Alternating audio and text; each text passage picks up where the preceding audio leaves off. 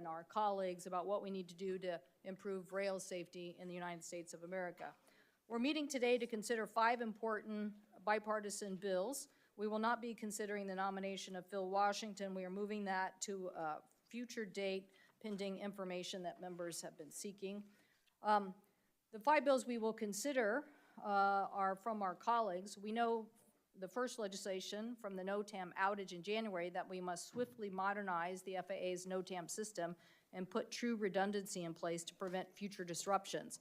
The NOTAM Improvement Act of 2023, introduced by Senators Klobuchar, Moran, and Capito, pushes forward this critical modernization effort and addresses a related NTSB recommendation on improving and disseminating of information to pilots.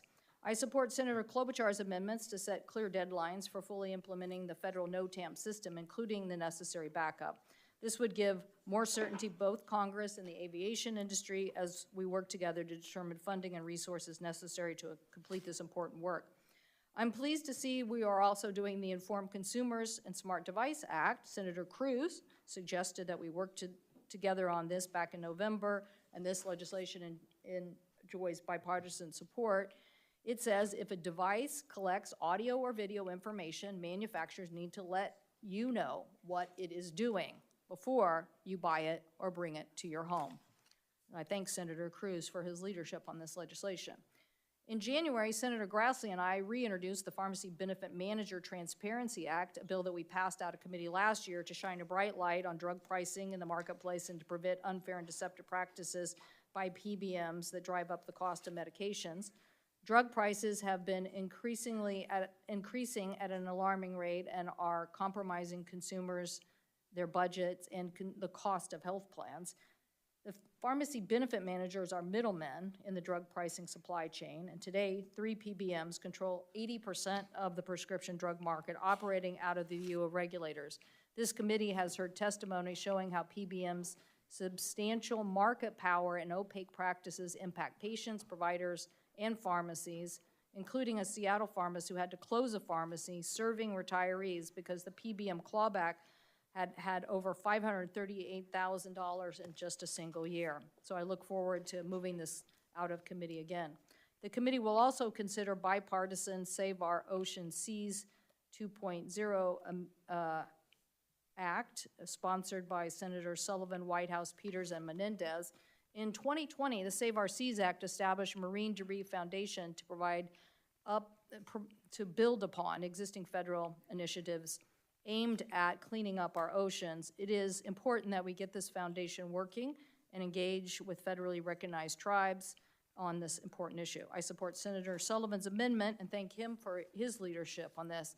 And our last bill today is the markup in the Cadets Act, sponsored by Senator Peters, Young, Cruz, Baldwin, Klobuchar, Braun, and Markey. This bill aims to expand the age eligibility for important financial assistance benefiting the state maritime academies. This bill will help incentivize more workers to enter the merchant marine and provide new opportunities to support our veterans and grow our maritime workforce. And with that, I turn to our colleague, the ranking member, Senator Cruz, for his opening statement. Thank you, Madam Chair. Good morning. I'm glad we're having the first markup together of the new Commerce Committee, and I'm looking forward to the next 2 years together. Today, we're going to be voting on 5 bills, and I'm grateful to Chairwoman Cantwell and her staff for working with me and my staff to move several bipartisan bills in this markup. 2 of the bills I want to briefly mention. First, I'm very pleased that we'll be marking up the Informing Consumers About Smart Devices Act, which is a bill that I introduced along with Chair Cantwell. This important bill will help ensure that the privacy and security of American households remains intact. As the number of smart devices found in homes steadily climbs, consumers deserve greater transparency about how these devices work and how they impact your privacy. Americans should know if their fridge is recording their family's words and movements, and they should know whether their virtual assistant is transmitting audio recordings of private family conversations. Second, I'm also pleased that we'll be marking up the Cadets Act, which I was glad to introduce with Senator Peters. This bill will help our state maritime academies, including Texas A&M Maritime Academy, to train more veterans so that they can continue to serve our nation as mariners. Lastly, let me say that I am glad to hear that the committee is delaying consideration of the nomination of Phil Washington. Phil Washington has been before this committee for some time now, and I think every member of this committee knows that Mr. Washington is not qualified for the position for which he is nominated. The head of the FAA is a specialized technical job that by statute requires someone learned in aviation. Mr. Washington has never flown a plane. He was never a military pilot. He was never a commercial pilot. He's never worked at an airline. He's never worked at the FAA. He's never worked as an air traffic controller. He's never worked at a company that manufactures planes. He's never worked at a company that repairs planes. One member of this committee commented to me very simply, "Nice man, not qualified." I think senators on both sides of the aisle here understand that's a serious problem. When millions of Americans trust the FAA to keep their families safe, we want someone leading the FAA with the expertise to do so. I also think the administration has an easy and clear path in front of it. Acting Administrator Billy Nolan has all of the experience that Mr. Washington lacks. He has decades in aviation. He has decades in aviation safety. He has multiple certifications in aviation safety.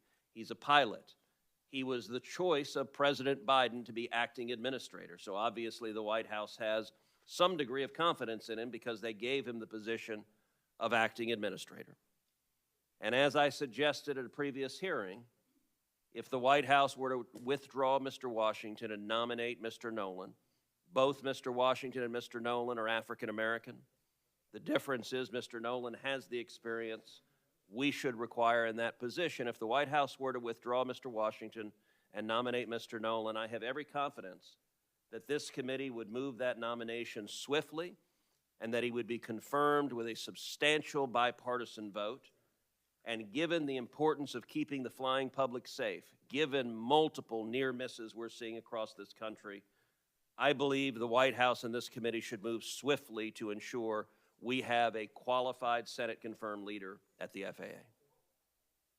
Well, thank you, Senator Cruz. I'd like to move to the markup, but I will say that we will have this debate in the future. Mr. Washington is qualified. He has the support of other former heads of the FAA who also were not pilots, and they did very good jobs and were respected by people, including people like Ray LaHood he was at the Transportation Administration, but former group of administrators who were also not pilots, and they have supported his nomination. Jane Garvey being one of them, who had very similar experience coming from Boston Airport and did a great job. Okay, so I will turn to my colleagues now for a recognition on the markup. So I think it's Senator Markey will make a motion.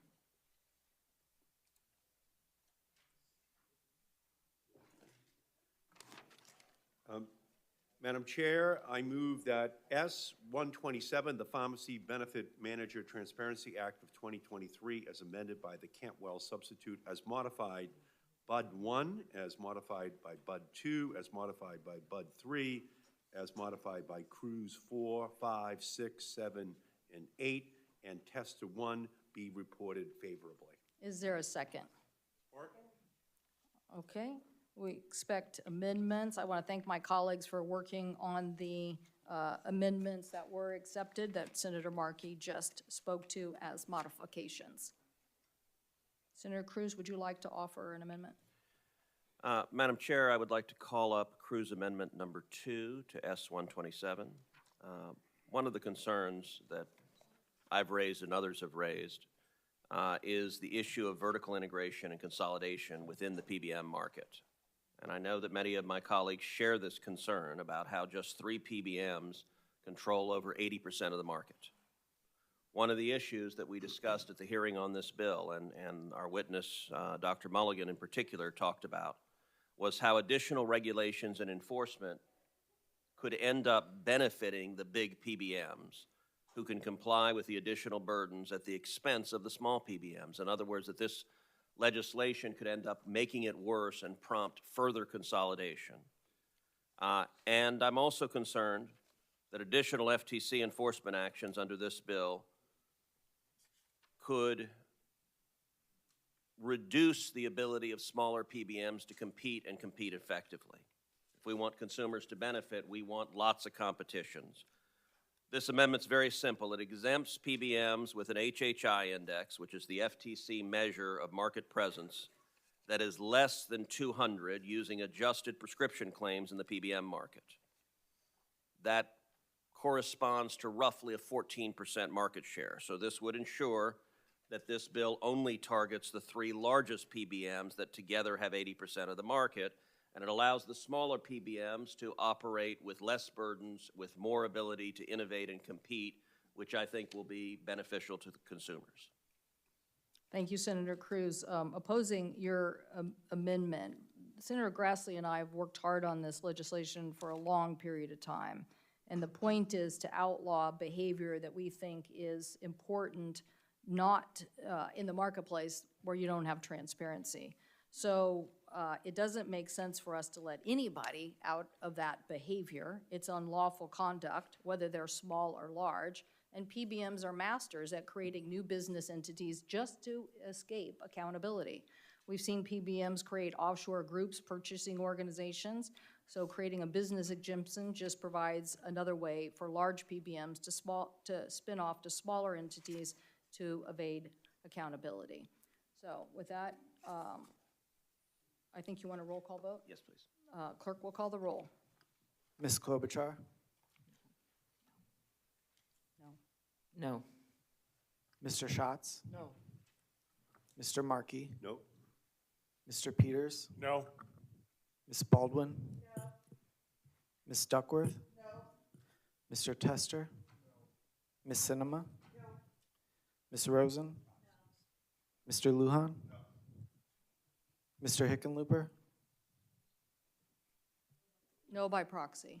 Mr. Warnock? No. Mr. Welch? No. Mr. Cruz? Aye. Mr. Thune? Aye. Mr. Wicker? Aye by proxy. Mrs. Fisher? No. Mr. Moran? No. Mr. Sullivan? Aye by proxy. Mrs. Blackburn? Mr. Young?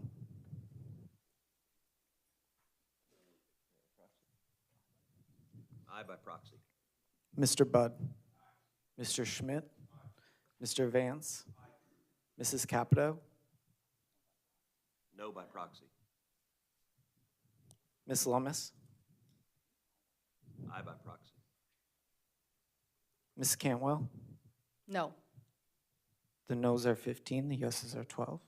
The amendment is not agreed to. Senator Cruz, do you have further amendments? I do. I'd like to call up a Cruz Amendment 1 to S-127. I think all of us are aware that the current condition of the FTC is troubling, to say the least, including with Republican commissioners resigning because they believe the chair is abusing the rule of law. One provision of this bill gives the FTC authority, Section 2 of this bill gives the FTC authority to prohibit, quote, arbitrary, unfair, or deceptive contracts by PBMs. This is a major change from current law. Current law and the language that the FTC has enforced for a long time has prohibited unfair or deceptive conduct. The word arbitrary has never been in there. The FTC for decades has a long-established case law on what qualifies as unfair or deceptive conduct, and that case law has effectively circumscribed the FTC's authority to instances of consumer deception. Adding the word arbitrary to the FTC's power could easily be read as a blanket grant of power that would empower the FTC to regulate on matters far outside its expertise, including matters of pricing. It is unnecessary for what this bill is trying to do. And so my amendment's very simple. It simply strikes the word arbitrary and leaves the standard the same as the standard has been that the FTC has been applying for a decade, which is focusing on unfair or deceptive conduct. Thank you, Senator Cruz. I'm just making sure. You said Cruz 1, correct? Yes. Okay. Oh, wait.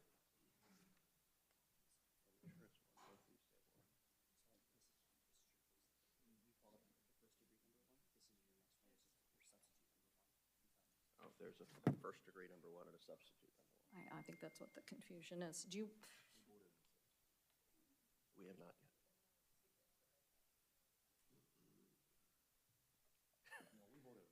No, it wasn't.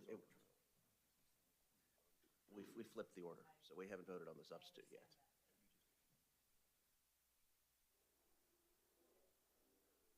Word arbitrary is the one. okay, speaking against the amendment, I just want to clarify so that we know which one we're actually voting on.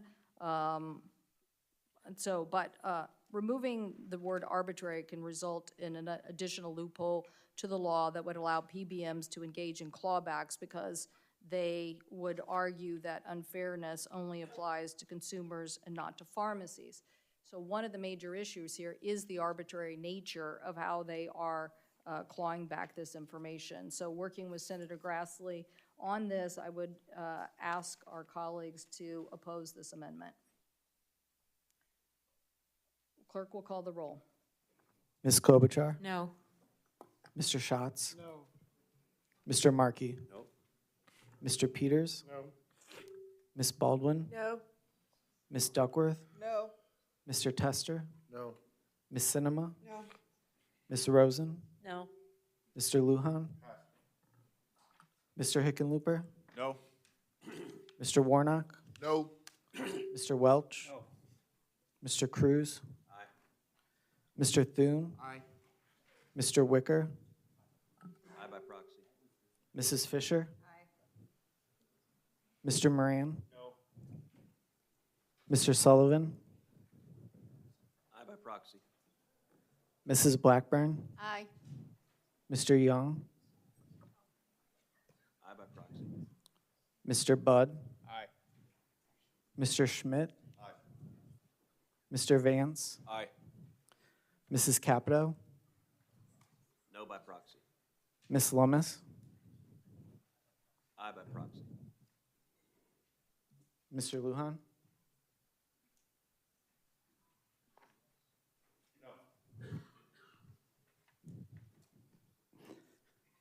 Ms. Cantwell? No.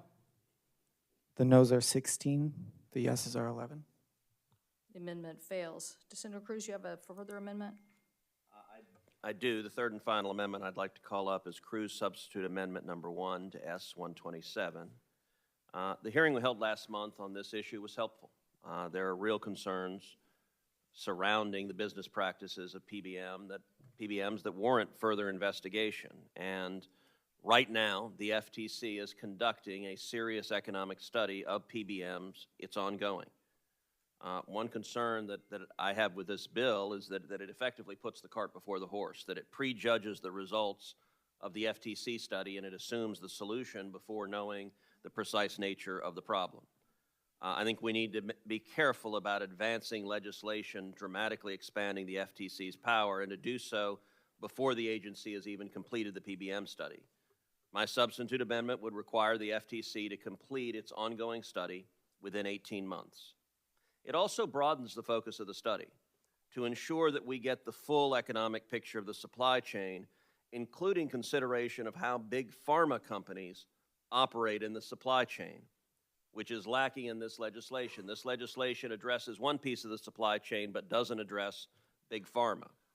My amendment requires the FTC to focus on a number of key economic questions, including consolidation and competition in the entire prescription drug supply chain, how drug list prices are set by big pharma companies, how PBMs design formularies and rebates, how PBMs affect the adoption of generic and specialty drugs, whether all actors in the prescription drug supply chain are transparent and disclose their information, including the benefits and cost of disclosure, and the PBM's use of clawbacks and direct or indirect remuneration. My amendment directs the FTC to focus on the consumer. We've tended to look at the impacts of PBMs on payments to doctors and to pharmacists, but the person we should ultimately be trying to help is the patient. We want that person to have access to affordable medicines.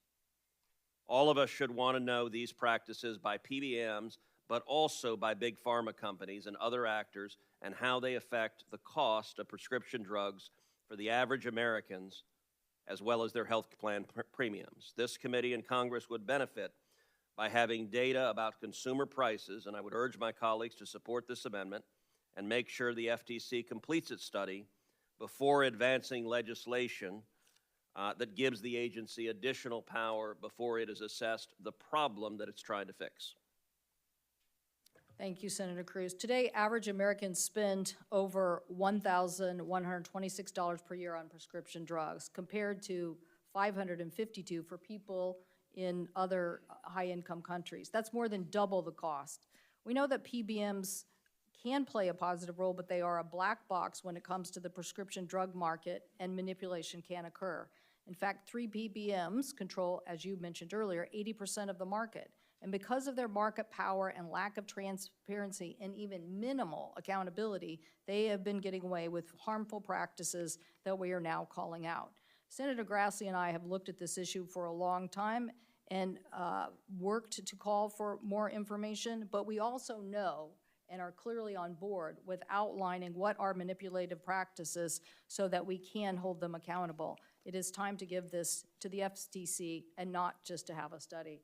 I don't know if anybody else has any further comments. Clerk will call the roll.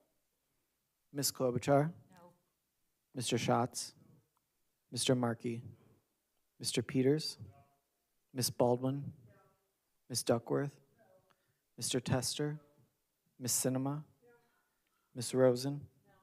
Mr. Lujan? Mr. Hickenlooper? Mr. Warnock? Mr. Welch? Mr. Cruz? Mr. Thune? Mr. Wicker? Mrs. Fisher? Mr. Moran? Mr. Sullivan? Mrs. Blackburn? Mr. Young? Mr. Budd? Mr. Schmidt? Mr. Vance? Mrs. Capito? Ms. Lummis? Ms. Cantwell? No, The noes are 18, the yeses are 9. the amendment is not agreed to. Are there further amendments? Madam Chairman? Yes, Senator Blackburn. I'd like to call up Blackburn Amendment 3. And as we call it up, I want to thank Ranking Member Cruz for joining me in this amendment. As you know, FTC Commissioner Wilson will be leaving the agency in the near future. And since Commissioner Phillips has already departed the agency, this is going to leave the FTC with 3 Democrat commissioners and no Republican members. And this is of tremendous concern to me because this agency is supposed to be independent and, as directed by Congress, to be comprised of both majority and minority commissioners. It is especially concerning because the FTC, under Chairman Khan, has a habit of basically going rogue. They're trying to expand their mission. They are trying to move into areas where we do not believe they have the congressional authority. And they're trying to do this, and she is trying to do whatever she wants despite the authority that we have given her. And despite what members of Congress, despite what the courts might say in response to her actions, and having a range of views on the commission ensures appropriate checks and balances on the important issues that this agency considers. So I appreciate your willingness, as well as Senator Grassley's, to engage with me on this bill. I am not comfortable moving this legislation forward without also adding procedural safeguards to prevent the agency from doing what it did in the 1970s. We need to see some restraint at that agency. Senator Cruz has addressed that in his remarks already this morning. Now, in the 70s, Congress stepped in and took steps to rein the agency back in and to cut back its authority because of the regulatory overreach that they were exercising. So I would ask my colleagues to join me in voting for this amendment to make sure the FTC keeps the interest of all Americans, not just the governing party, in mind. Thank you, Senator Blackburn, and I do expect at some point in time this committee will have a very robust discussion about the FTC and a variety of issues in which we want to see action on and what everyone here on the committee believes their role should or shouldn't be. But the resignation of Commissioners Phillips and Wilson will mean the commission has no Republicans. I look forward to future nominees serving, but their choice to leave should not make the agency powerless to act, particularly against egregious fraud. This amendment would do just that. This amendment would make it possible for commissioners of either party to game the system by simply recusing themselves to delay or prevent votes.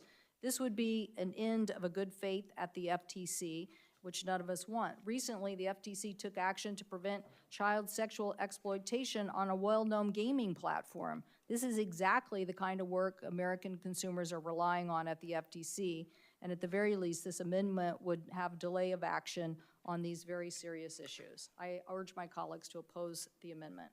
Senator Klobuchar. No. Oh, okay. Any further discussion? If not, clerk will call the roll. Ms. No. Klobuchar? No. Mr. Schatz? Mr. Markey? Mr. Peters? Ms. Baldwin? Ms. Duckworth? Mr. Tester? Ms. Sinema? Ms. Rosen? Mr. Lujan? Mr. Hickenlooper? Mr. Warnock?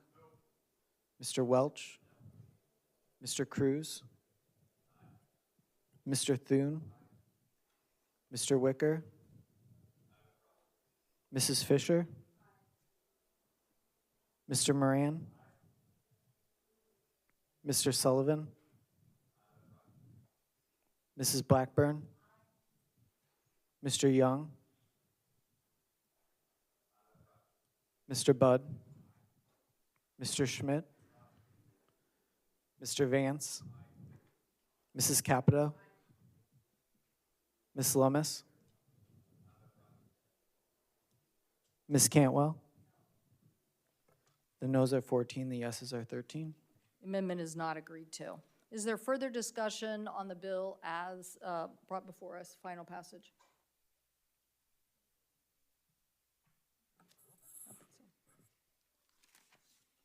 Further discussion? Madam Chair, yeah. Yes, Senator Thune. I want to acknowledge, I've been trying to understand the pharmaceutical supply chain for a long time. And it's extraordinarily complex relative to other products that we buy in any ordinary marketplace, with lots of players that seem to have been embedded there for a long time. And so I have some skepticism, as I think many others on the committee on both sides of the aisle have, with respect to the role of PBMs. I think that's an issue that we ought to address. They lack transparency, which I think hurts patients and independent pharmacies that many of us represent the most. And so I would argue that we need to take action to tackle the issue of transparency. But I have serious concerns about punting this to the FTC at a time when there won't be a single Republican on the FTC. It'll be 3-0. The only Republican, Christine Wilson, is leaving the FTC. It's a term that doesn't expire until 2025. But she's leaving the FTC because she says the chairman expresses a disregard for the rule of law and due process. Now, it's hard to feature us giving a whole lot more authority to an agency that, as Senator Blackburn has pointed out, has a rogue chairman and not a single representative from our side of the aisle. Now, the United States Senate, in addition to having responsibility to dispense of and deal with legislation, also has a constitutional role to deal with personnel, with the confirmation of key people in key posts in the administration. And it seems to me, at least, that that's the issue that we ought to address before we give a whole load of more responsibility to solve what is an extraordinary complex problem, and which is already, as Senator Cruz pointed out, being studied and examined to determine exactly what that problem is and how to fix it. And as I indicated in my previously, this issue, it's somebody who's looked at this for a long time. It doesn't lend itself to real easy solutions. It is complicated. It needs to be carefully studied and examined, and recommendations made. Now, I appreciate what the sponsors of the bill are trying to do, but I think moving it now would be ill-advised, and I don't believe it's responsible for us to transfer a whole bunch of authority and power to an agency which has this kind of problems to start with, and give them even more regulatory authority at a time when I think the FTC is already has its issues to deal with. So let's fix the fundamental problem, which is getting an FTC at least fully complemented and staffed over there with commissioners from representing both sides of the aisle, who will hopefully take a nonpartisan and thoughtful approach to this very important issue. So I'm going to vote no on the final bill, and hope that we can get the FTC in here for a hearing, and hope that we can examine this issue in greater detail at a future time. Thank you, Madam Chair. Well, Senator Thune, thank you. One of the things about this committee, I think, is we try to work in a bipartisan basis, and your endorsement of maybe that our legislative success is going to move faster than a nominee would move is encouraging, really, on the underlying bill, but I'm not sure that'll happen. I think the legislative process will take some time here, but nonetheless, Senator Grassley and I firmly believe that this is the authority that the FTC needs to do to just properly police the market. Policing the market at this level of concentration, both vertically and horizontally, has created a huge increase in cost. We simply want the FTC to do their job, and this is something that will help us in making sure that the right practices of PBMs are enforced, and the actions that are basically clawing back and putting rural pharmacies out of business, and I should say even urban pharmacies out of business, are closely examined and dealt with. If no other discussion, clerk will call the roll on final passage. Ms. Klobuchar? Aye. Mr. Schatz? Aye. Mr. Markey? Aye. Mr. Peters? Aye. Ms. Baldwin? Aye. Ms. Duckworth? Aye. Mr. Tester? Aye. Ms. Sinema? No. Ms. Rosen? Aye. Mr. Lujan? Aye. Mr. Hickenlooper? Aye. Mr. Warnock? Aye. Mr. Welch? Aye. Mr. Cruz? No. Mr. Thune? No. Mr. Wicker? No by proxy. Mrs. Fisher? Aye. Mr. Moran? Aye. Mr. Sullivan? Aye by proxy. Mrs. Blackburn? No. Mr. Young? No by proxy. Mr. Budd? Mr. Schmidt? Mr. Vance? Mrs. Capito? Ms. Lummis? No by proxy. Ms. Cantwell? Aye. The yeses are 18, the noes are 9. The legislation is agreed to. I now call on Senator Cruz.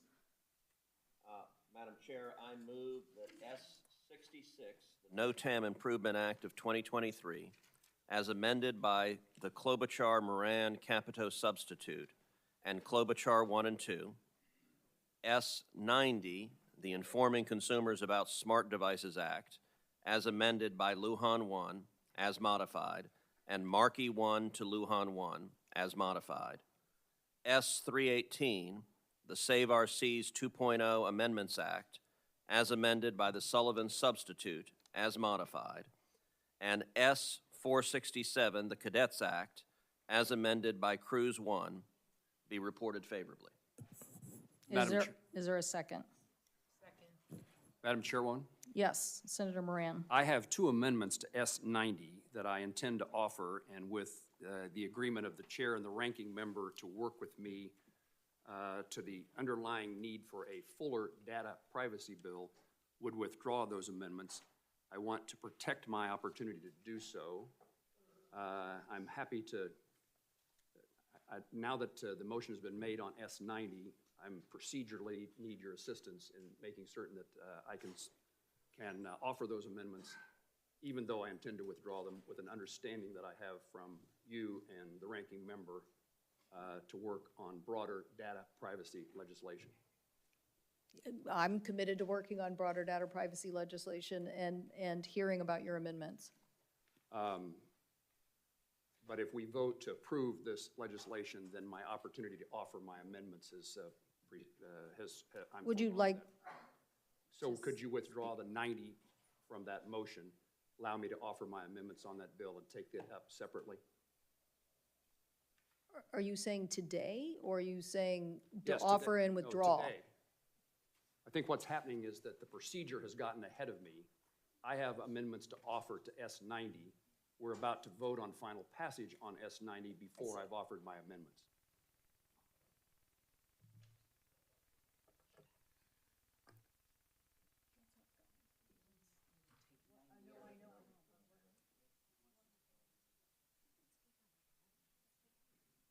A lot of murmuring. I'll withdraw.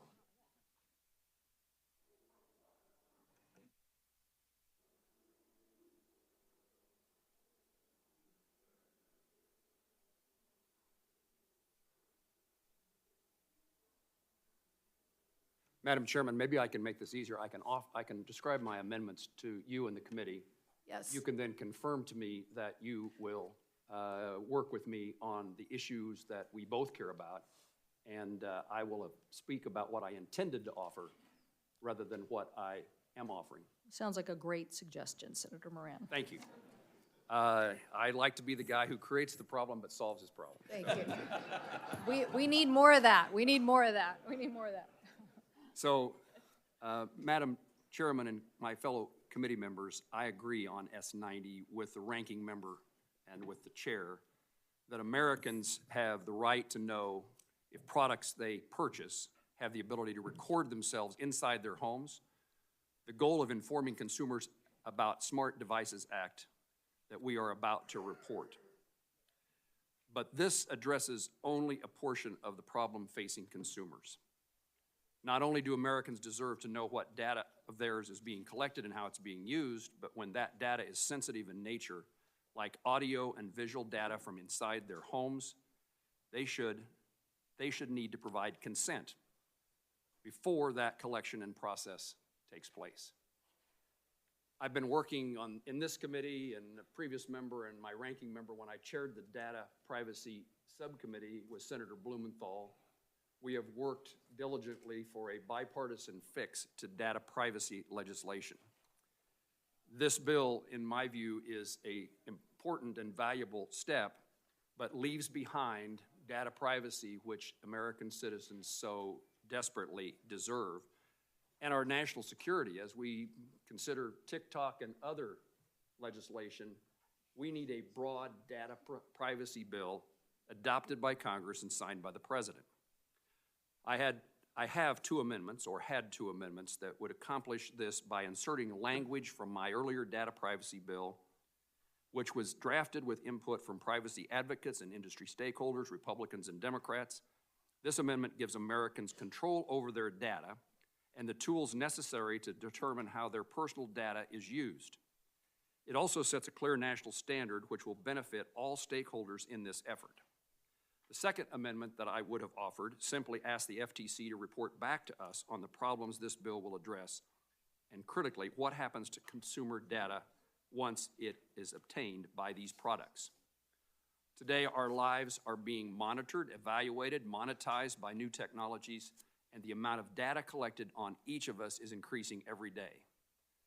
That's why I've worked to craft a comprehensive data privacy solution. And I can tell you that in my conversations and negotiations with my colleagues, both Republicans and Democrats, I always say we came this close, so close. I want to see that accomplished, and it should not be in any Senate or any session of the Senate except the one that we are in now. The necessary steps to be taken need to be taken soon. I know that the chair and ranking member understand the importance of this topic, and and I will agree to address it later if they will agree to work with me, have their commitment that this committee can get to work on a broader data privacy effort to take seriously our efforts to pass a data privacy law, a bill into law.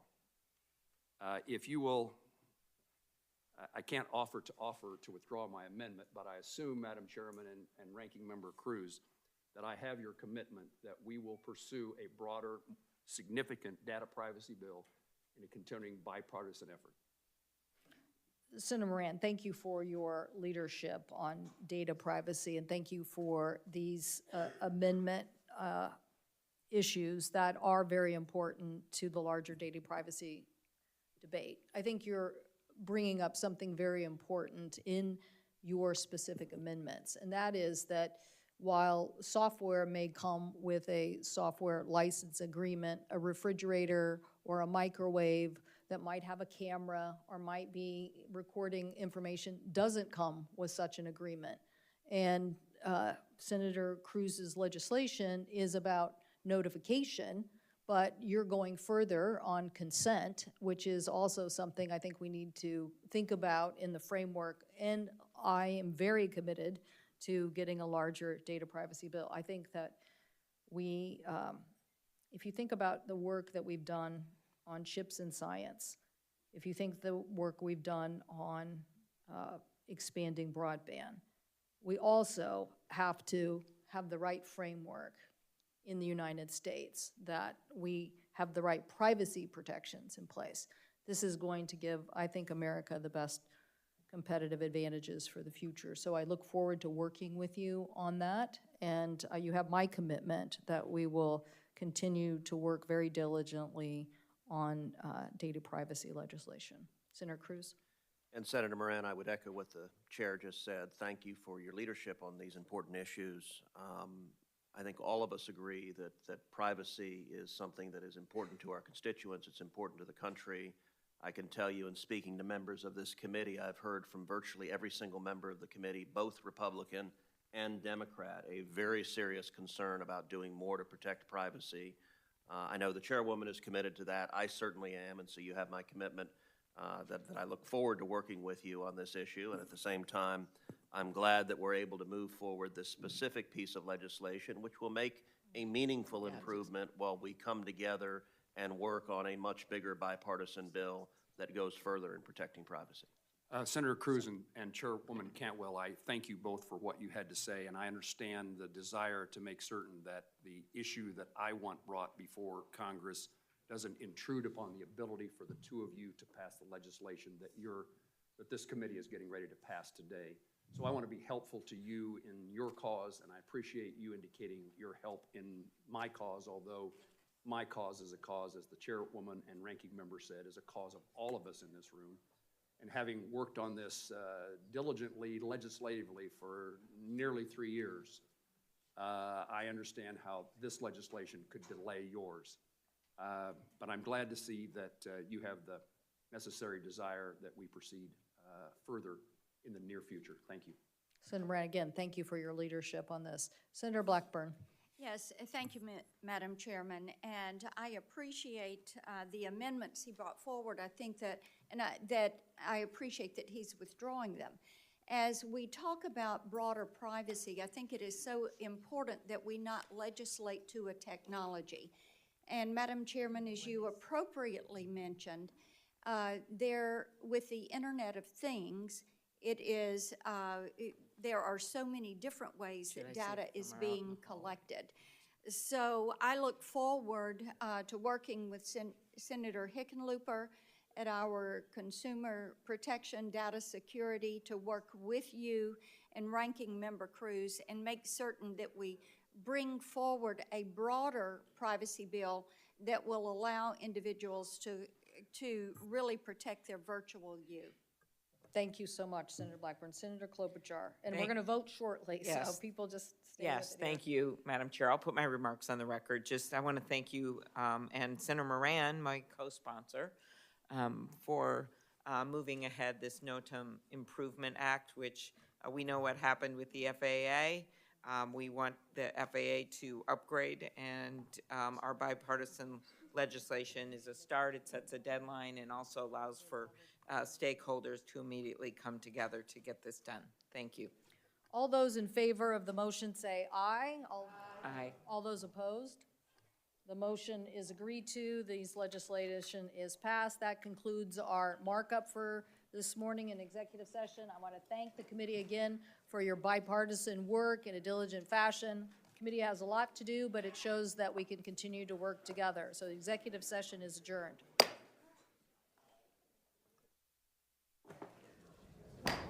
The Science Transportation Committee will come to order for the purposes of a hearing.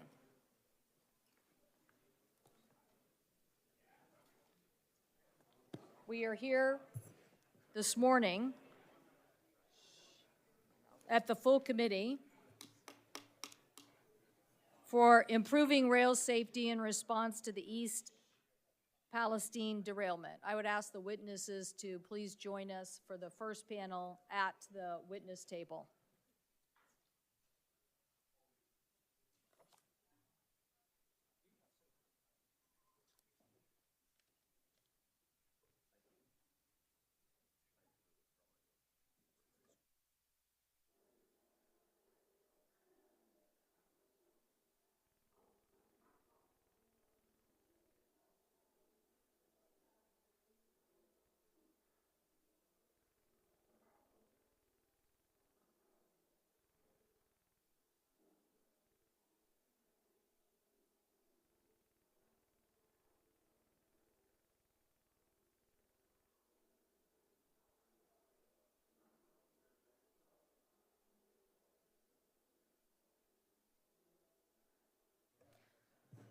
Good morning, everyone. The hearing will come to order. On February 3rd, the town of East Palestine, Ohio, experienced a hazardous material event that no community should have to suffer from.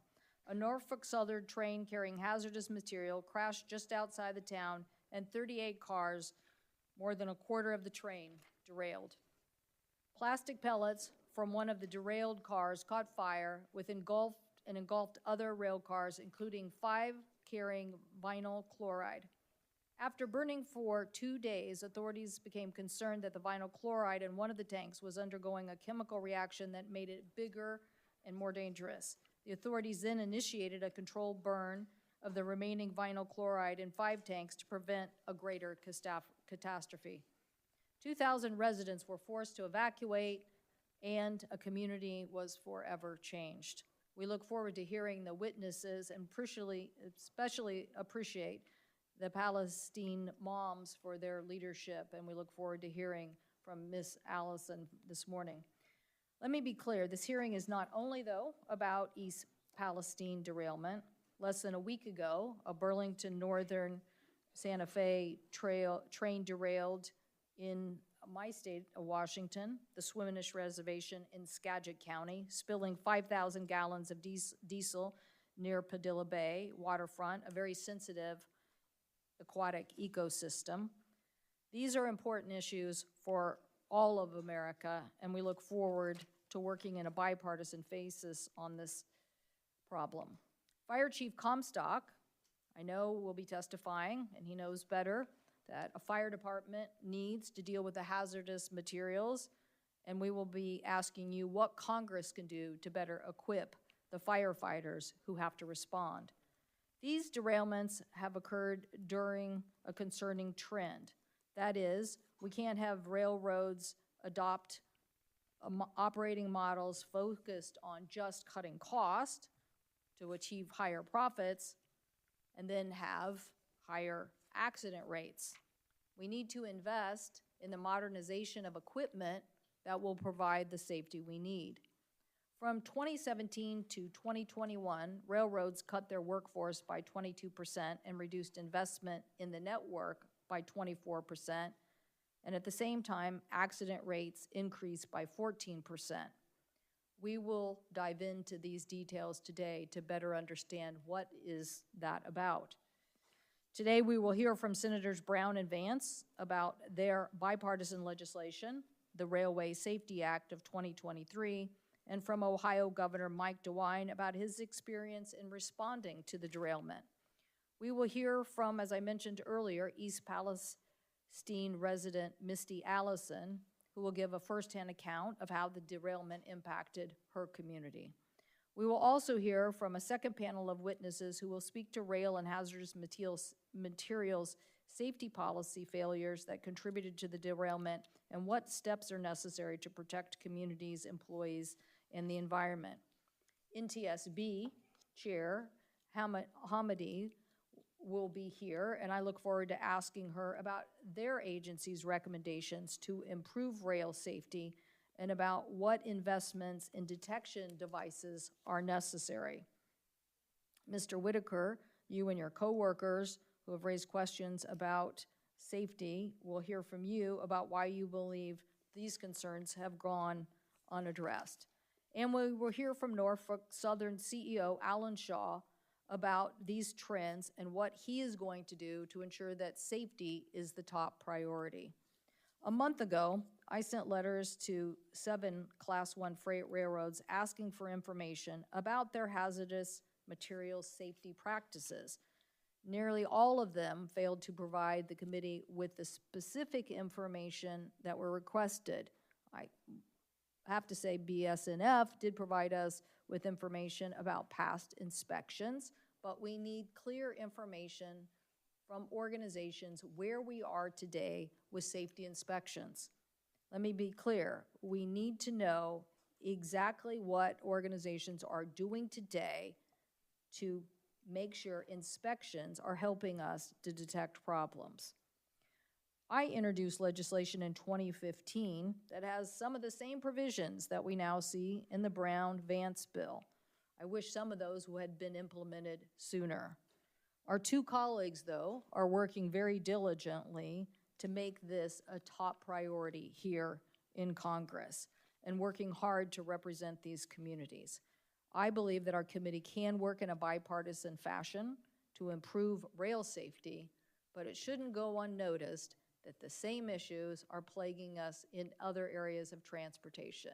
If you want to have the safest system, you have to have the most modernized equipment, the most minimal of workforce standards, and you have to continue to improve safety. With that, I'll turn it over to the ranking member, Senator Cruz, for his opening comments. Thank you, Madam Chair. I want to thank the witnesses for being here today. Welcome, Senator Brown. Like so many other Americans, I watched with dismay the horror that unfolded in East Palestine, Ohio. On television, we saw a fiery train wreck where nearby residents were understandably fearful that their water was poisoned and their air was polluted. The distress of East Palestine's residents was real then, and it's real now. And Ms. Allison, thank you for being here and testifying today. That's why it's important that we're holding this hearing.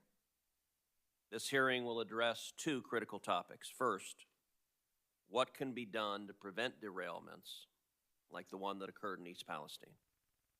Second, what can be done more broadly to improve the safety of trains transporting hazardous materials? While these topics are related, and each topic, I think, merits its own hearing, it appears this morning may be our only opportunity as a full committee to examine the East Palestine derailment and the broader questions about railroad safety policy. To be clear, I agree with Senators Brown and Vance that railroad safety should be on our agenda and that it is an opportunity for real and meaningful bipartisan cooperation. My team and I will continue engaging with their staff and with the chairwoman's staff, and I'm optimistic that we can achieve broad agreement on policies that improve safety, that protect our communities, without at the same time damaging our supply chain or imposing unreasonable costs that would ultimately harm American families. We need to do both. Today, we need to hear what led to the derailment in East Palestine. The NTSB has launched an investigation, and I appreciate Chairwoman Harmondy's appearance here today. This committee is also looking very closely at this derailment. For as much as we know about the derailment, key questions remain unanswered. For example, who specifically made the decision to vent and burn the vinyl chloride from all 5 derailed tank cars? And why? Were alternatives considered? Were the right people consulted? I also want to know what can be done to prevent or to mitigate similar derailments in the future. This committee should hear more about wayside detectors and advanced technologies that could use algorithms and trending analysis to identify potential safety issues earlier. We should hear more about the information available to first responders and about the coordination with shippers of hazardous materials. Understandably, Americans across the country share the concerns of the residents of East Palestine and wonder, are essential hazardous materials being transported safely? Will residents be protected if a spill occurs? Unfortunately, the delayed and disjointed response by the Biden administration has not allayed these concerns. Notably, we heard calls from residents of East Palestine in the local school asking, "Where is Pete Buttigieg?" The response from East Palestine's mayor, Trent Conway, was, quote, "I don't know." It took Secretary Buttigieg 10 days to even acknowledge the derailment. After he was called out, he did a 180 and tried to sell a slew of big government regulatory proposals, desperate to disguise the failure of the administration to act sooner. For example, Secretary Buttigieg has proposed reinstating a brake rule that was not supported by cost-benefit analysis. Shortly thereafter, the chairwoman of the NTSB, Chairwoman Hornady, tweeted about this rule. She said, quote, "Some are saying the ECP, electronically controlled pneumatic brake rule, if implemented, would have prevented this derailment.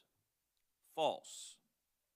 She proceeded to explain that the proposed brake rule would not have applied to the East Palestine train and would not have prevented the derailment even if it had.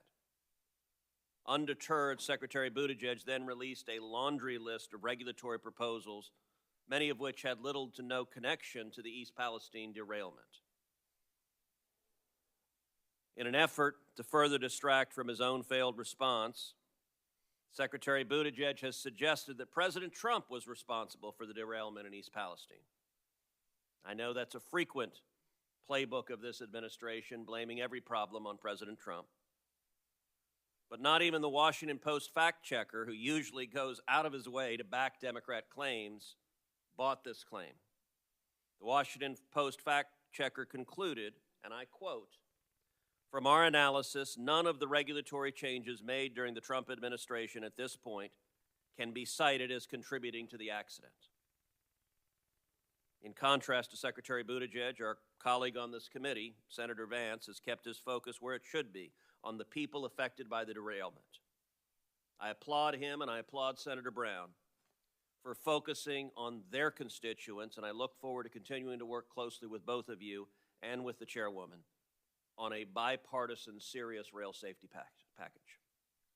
Thank you, Senator Cruz. The first panel will provide committee testimony about rail safety legislation being supported by Senators Brown and Vance. And we will hear how the Norfolk Southern derailment has impacted the community. First, we will hear from Senator Brown and then Senator Vance, who was on the committee, about their legislation. Next, we will hear from Governor Mike DeWine, who will be joining us remotely, who has been governor of Ohio since 2019, is a former Senate colleague, and we welcome him back into the Senate for the purposes of his experience on this derailment. And we look forward to hearing from you, Governor DeWine. And last, we will hear from Misty Allison, who is a member of the community from East Palestine, Ohio. So thank you all for being here, and Senator Brown, if you'd lead off. Thank you, Madam Chair. Senator Cruz, thank you, and members of the committee, especially my colleague from Ohio, Senator Vance.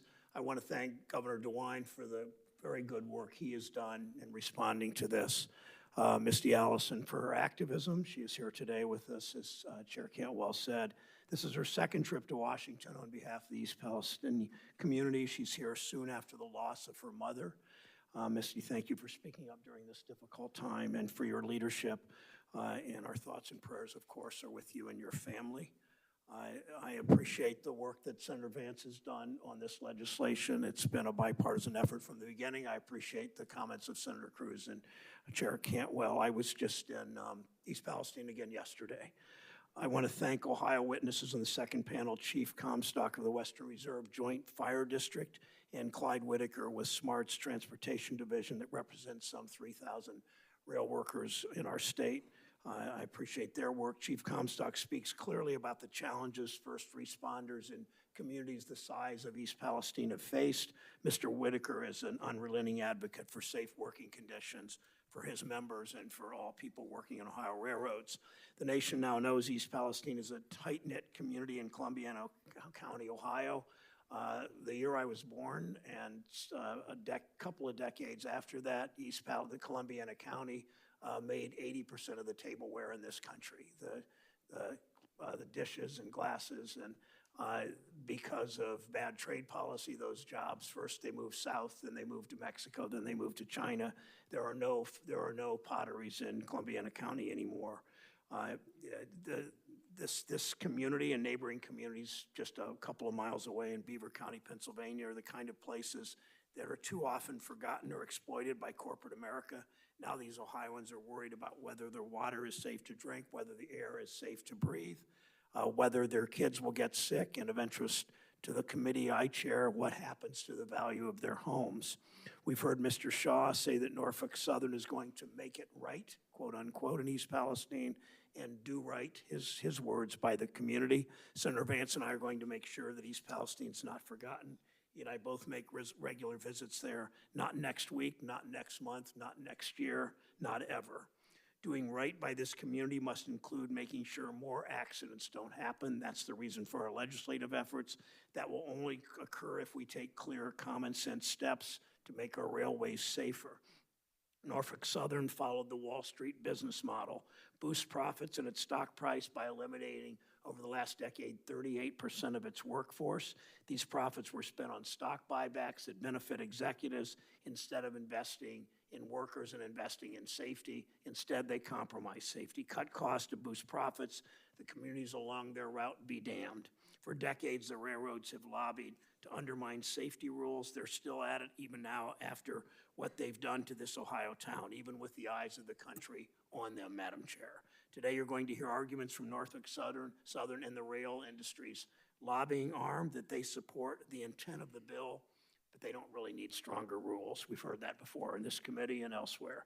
The railroads are committed to safety. They say they're making changes, they claim. Mr. Jeffries' prepared testimony goes to great lengths to hide safety problems in his statistics. Here's a statistic you won't hear. Taking out grade crossings, the accident and incident rate for Class 1 railroads, not including the short lines, Class 1 railroads is higher in each of the past 4 years than any year since 2008. A decade of progress has been wiped out. Their trains are growing longer, heavier, and more dangerous.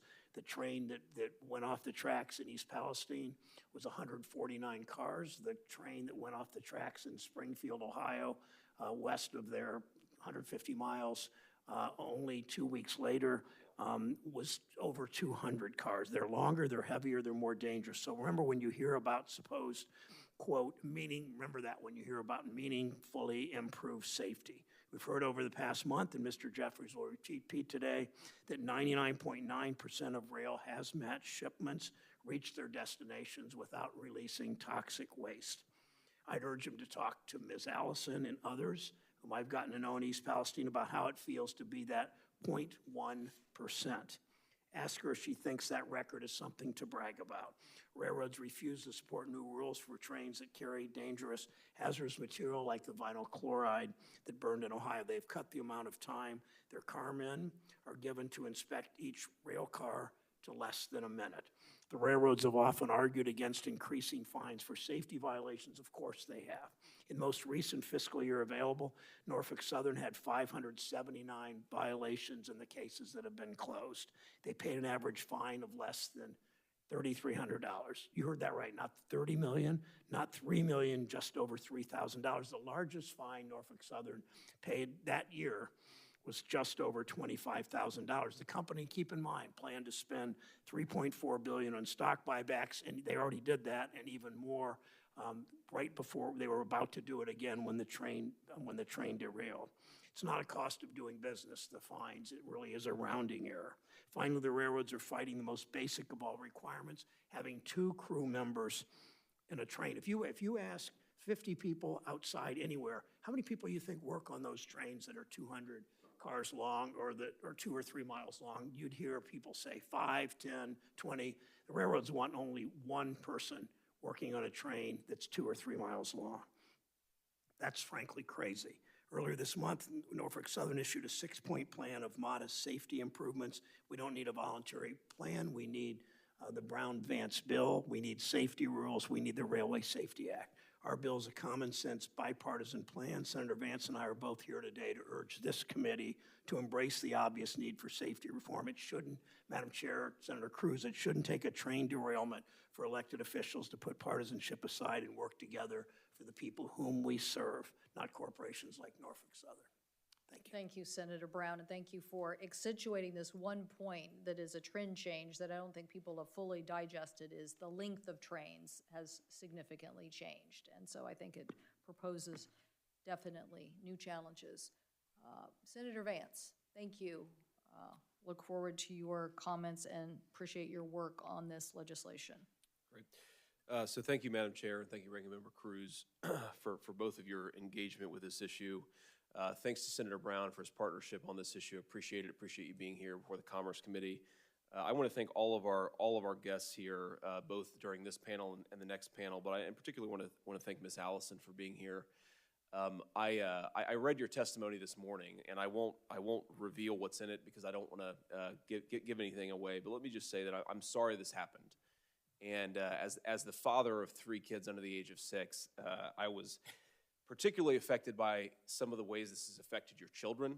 And the only thing I'd ask you, Ms. Allison, because you've already done so much with your activism, and I appreciate that, is that, always treat our office as an open door. If there's more that we could be doing, I would like to be doing it.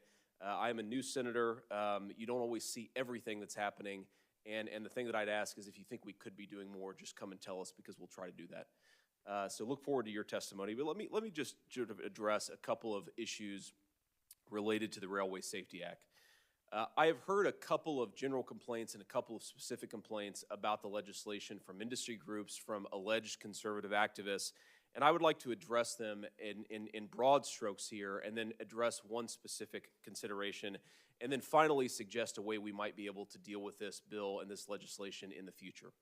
So the most outrageous and the most ridiculous thing that I've heard from industry groups and other activists in response to this bill is that it's somehow a kind of Bolshevism to require the railways to engage in proper safety standards, that this bill is a big government solution to the railway safety problem.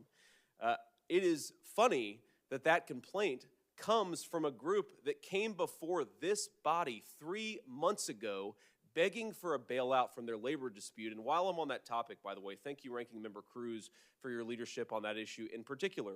But you cannot, on the one hand, beg the government to bail you out of a labor dispute 3 months ago and then say that it's big government to have proper safety standards in the way that you conduct your railroads. It's a ridiculous argument. It doesn't pass the smell test.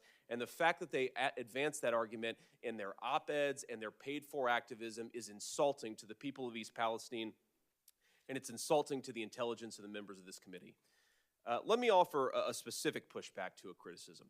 One of the things that I've heard in response to our legislation is that it actually has nothing to do with what happened in East Palestine. Well, That is an interesting observation, and it's something that I'd love them to go to East Palestine and say themselves. Say it to the firefighters who went into a chemical fire without proper hazmat protection because they didn't know what was on the train.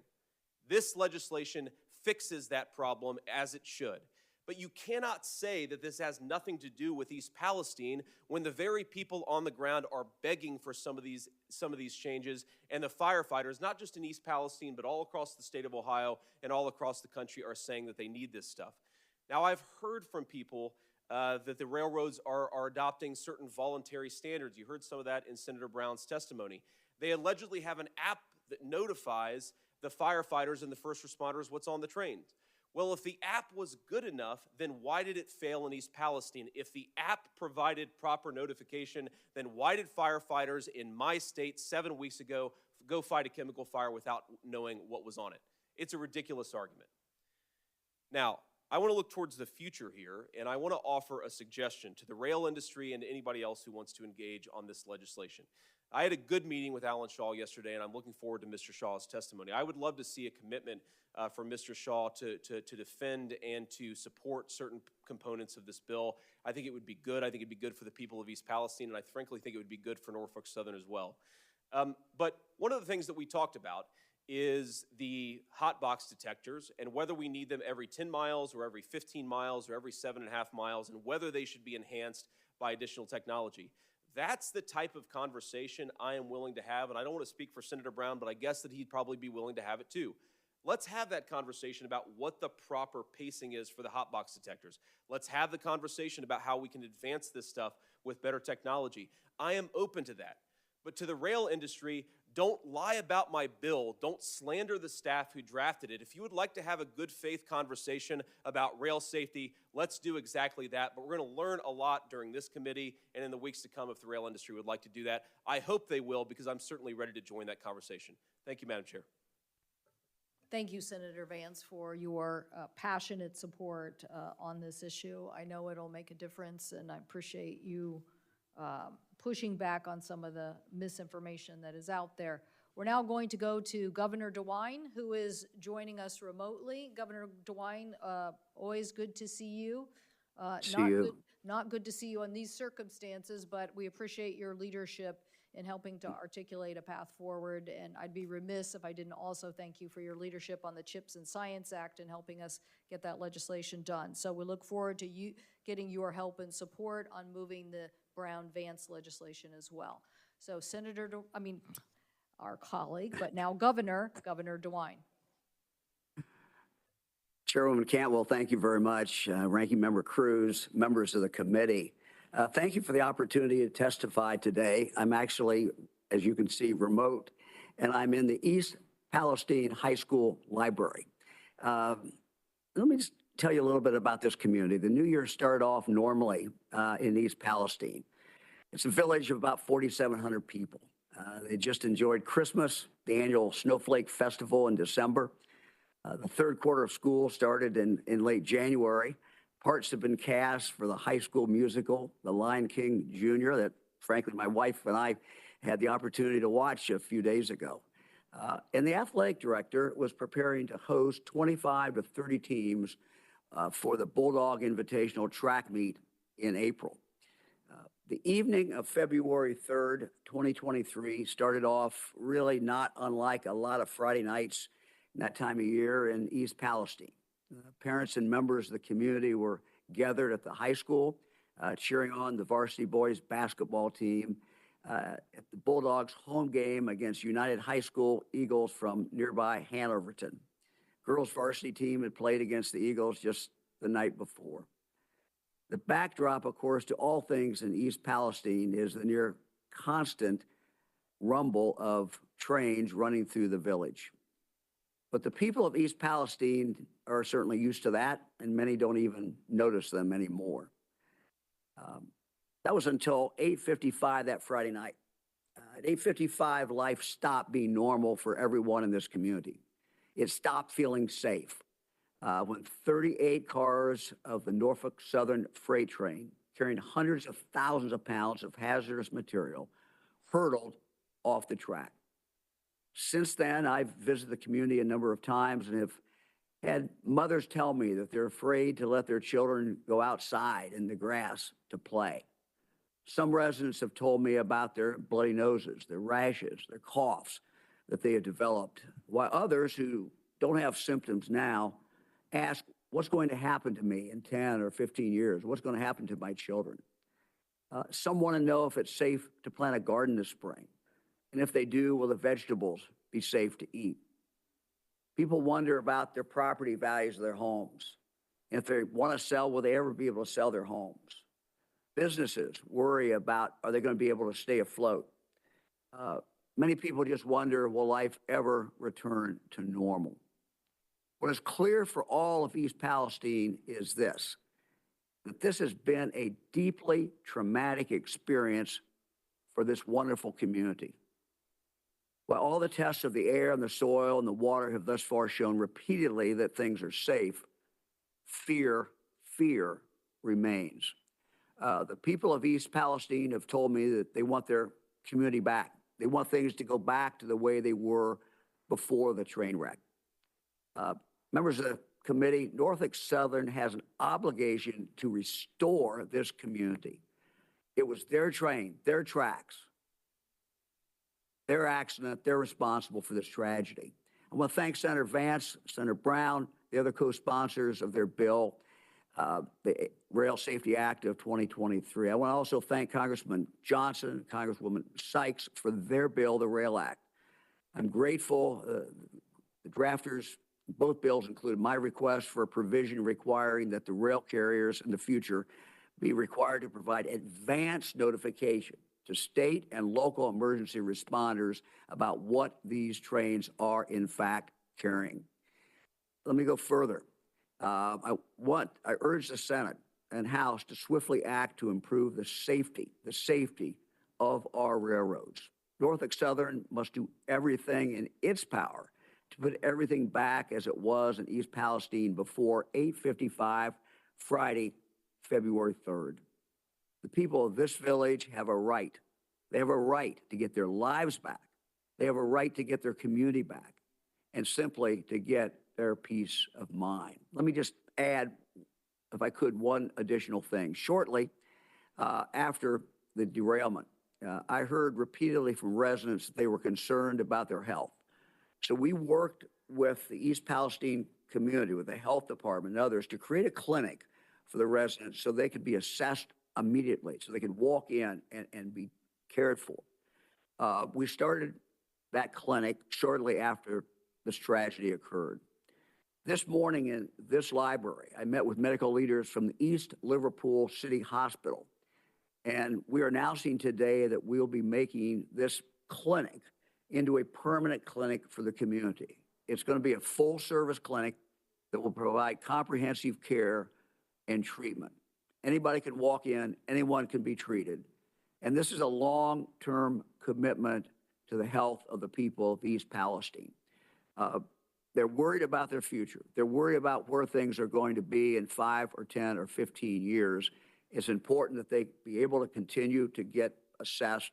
It's particularly important. I talked to the fire chief the other day, very, very concerned about the 300 responders, not just from East Palestine, but from all the areas into Pennsylvania who responded that night.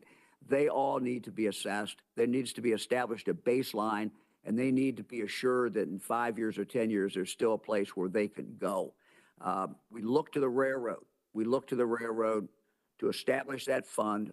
I've talked to the CEO who's testifying in just a moment. We believe that fund needs to be established. It needs to be large enough to give people the confidence they have that they're going to be protected in the future. Thank you so much for inviting me to testify, and I'm very, very grateful.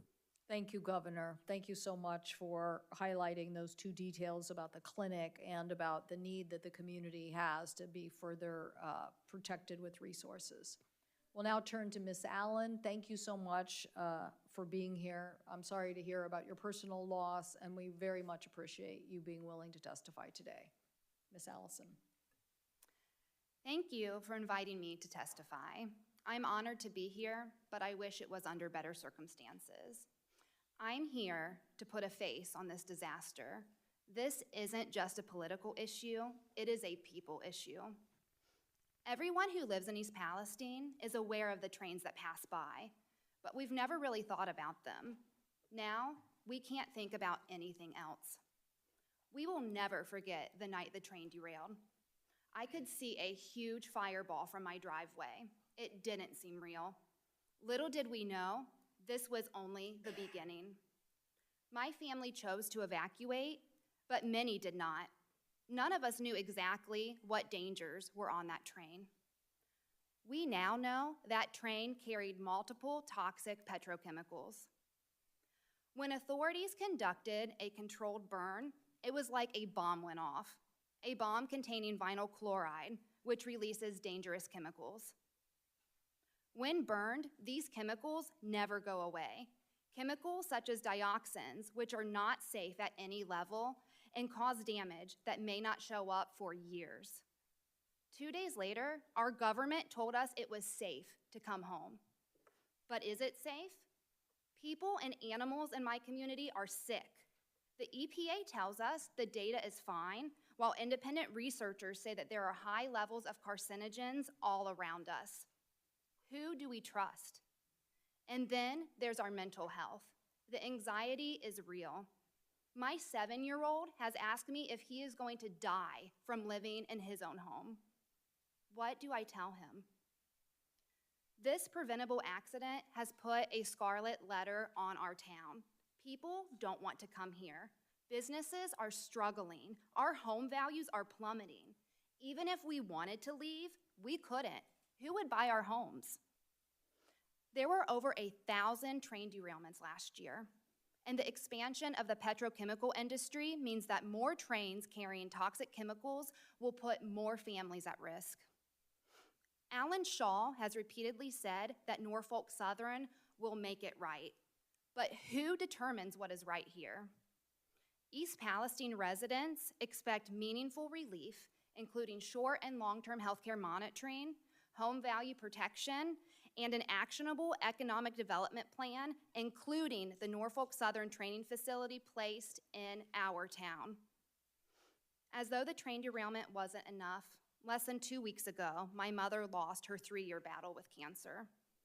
My mother taught me to fight for what's right, and I will always fight to protect the health and safety of my children, of your children, and of every child in America.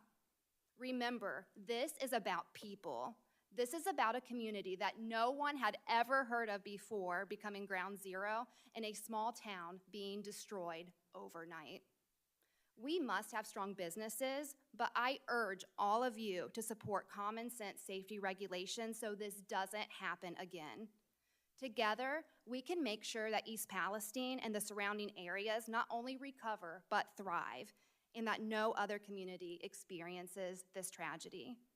My mom always told me, either you find a way or you find an excuse. So it's time to learn from this and move forward together. Let's find a way, not another excuse. Thank you. Thank you, Ms. Allison. And unfortunately, in these safety accidents, we have often found that it is the voice of the families who come forward and help keep the focus on to safety and security. So thank you for helping to lead this charge on this particular issue. We very much appreciate it. I don't know if anybody has any questions for these panelists here.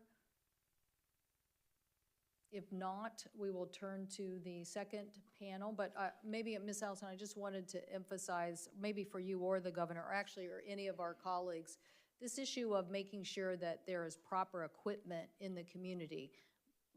Everybody is in agreement that we have to come up with something that gives proper equipment to the community in advance. Is that right? Governor DeWine, is that where you are? Well, absolutely. I think Madam Chair, the other thing that I've talked with the CEO quite extensively about is training. You know, in Ohio, most of our fire departments, particularly in our rural areas, are volunteers. And so the railroad really has unique information and it's important that they share that information about how you deal with these train fires, how you deal with the train wrecks.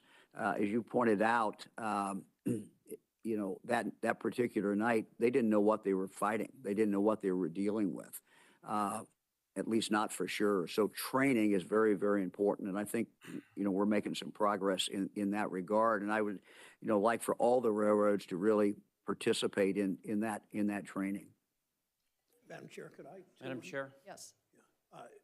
Senator Brown, then Senator Vance. Thank you.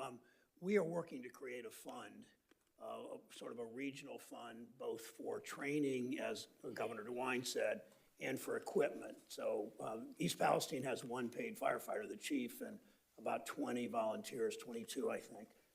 And they obviously are not going to be able to train them all to combat hazmat fires. But we look at it a regional way all over the state and all over the country with funding from the chemical companies and the railroads, so that they can all descend on a place like East Palestine from 15, 20 minutes away with the right equipment and the right training. Senator Vance. Yeah, I forgot my manners earlier, Madam Chair, so I appreciate, I just wondered why we still had Governor DeWine. Thank him for being here and thank him for his leadership and his hard work over the last 6-7 weeks, because he's done a great job. Thank you. Thank you. Well, the reason I bring this issue up is because we've had the same issue in the Pacific Northwest as it relates to oil train derailments. And unfortunately, they happen in communities where you might be dealing with a volunteer fire department. And what resources are there going to be in that community? So I think the committee here has to really think about how we're going to, what we can do to help communities be prepared in these instances. Senator. Madam Chair? Yeah, Madam Chair? I just. After you. Senator Klobuchar. Yeah, Senator, I just wanted to thank Senator Brown and Vance and the governor, as well as Ms. Allison, for this incredibly constructive testimony. This is, I can't even imagine what you've been through, Ms. Allison, and the fact that you're able to come forward and testify in such a meaningful way. We really appreciate it. And the bill, I'm on the bill. I'm a strong supporter of it. I just thank you for working across the aisle, because you could actually get things done that way. So thank you. Senator Cruz.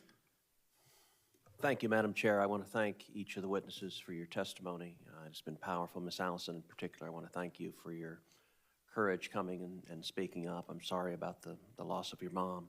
That's very difficult, and you're sharing the story of your young children and what they're going through is really powerful and moving, and so thank you for giving voice to their fears, their concerns. Thank you also for giving voice. There are other moms from East Palestine who are here with you and standing with you, and thank you for speaking for them as well.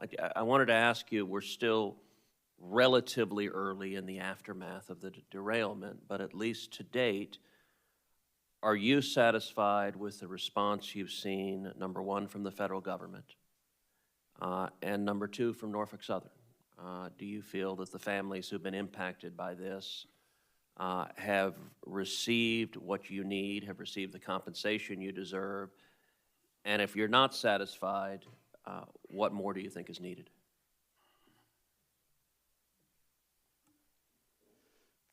I would say there's always room for improvement, and this is something that, at least in our community, we never expected it to happen here.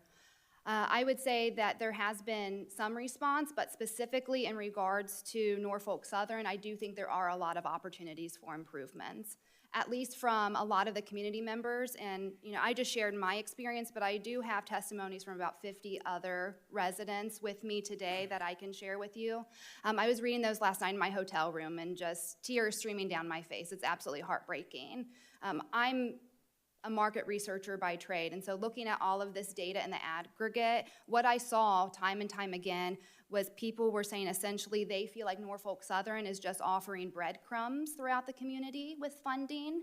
And then, so right now, for people that don't feel safe at home, we did receive a flyer that said that you could leave the community for the time being if you wanted to reevacuate, and some people have chosen to do that. However, there's not clear guidelines of what is going to be paid for and what's not. And so when people go to the assistance center, some people are having a good experience, and then some people are really being questioned about, why do you feel like you should leave? Why do you feel like you need this money from us? And really feeling interrogated. And so that's really concerning, because I think a lot more data needs to come out. This testing that the EPA finally said that they're testing for dioxins, et cetera. That's really good, but there's so much data that needs to come out there. And again, a couple of things. One, you can make the data look however you want. And also, two, you can test or not test for whatever you want. So I think from a community perspective, we just want to make sure that everything is being tested that should be tested. And we're not really sure if that's being done or not. So I would say we're just really, everybody loves living in East Palestine, and we would like to stay there, but only if it's safe. And so there's a lot of confusion in the community about whether long-term, if it's a good choice to stay or not. Well, I'm certain you mentioned the 50 statements you had, I'm certain that the chair would love to have you submit those statements for the record for the committee, and I'm sure members on both sides of the aisle would like to see those statements. One of the things you testified about is the concerns about the drop in home values. And I can understand that being a very real concern. You mentioned you've done work as a market researcher. Are there any data that are actually quantifying what the loss in home values has been? And if so, at this point, are the residents being offered any compensation? Is Norfolk Southern offering to make residents whole for the loss in home values? If a family decides that they want to move, are families able to sell their homes? Are there any buyers? Or, one of the things you said powerfully is, even if we want to leave, we can't leave. Is there any relief being offered now to say, if you make the decision to move your home and to move your family somewhere else, there is an avenue for you to sell your home and get a fair market price for it? The short answer is, as of today, no. There is not clear-cut explanation or parameters of how you would do that. We've heard time and time again from Norfolk Southern that they're going to make it right, and that they're looking into some long-term health care monitoring and assistance and home value protection, but details of that plan have not been disclosed to residents as of today.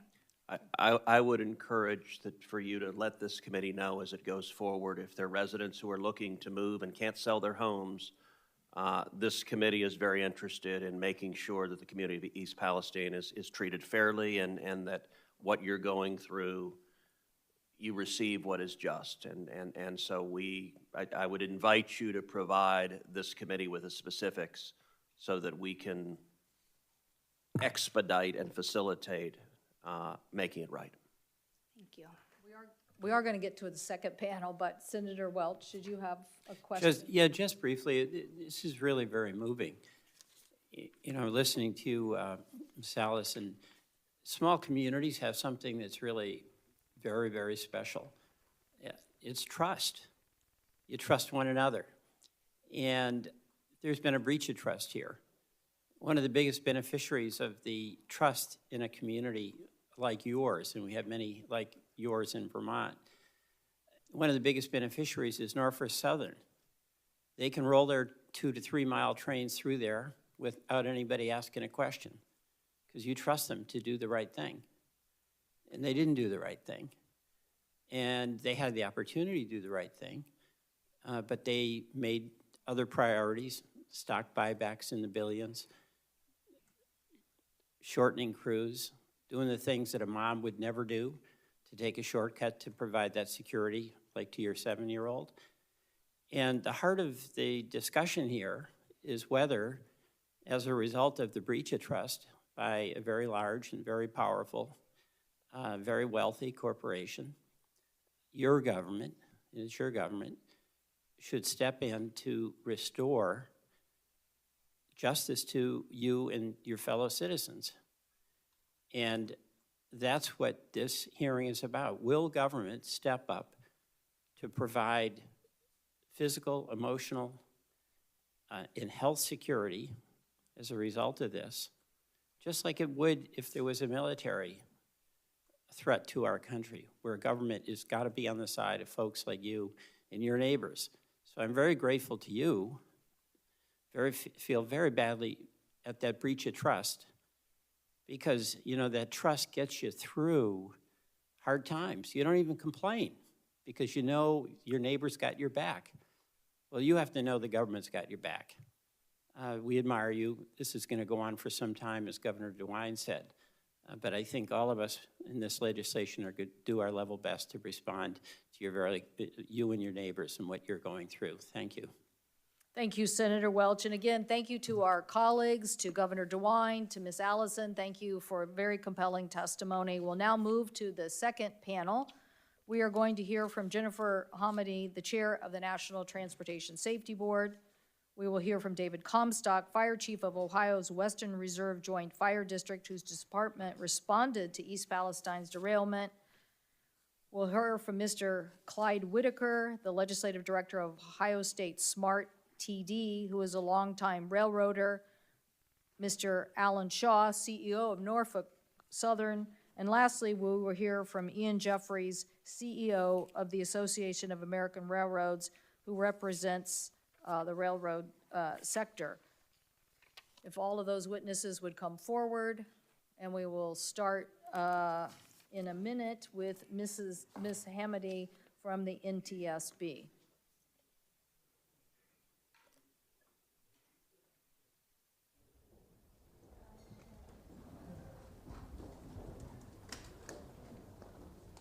Welcome to all the witnesses. We appreciate you being here. Look forward to hearing your testimony.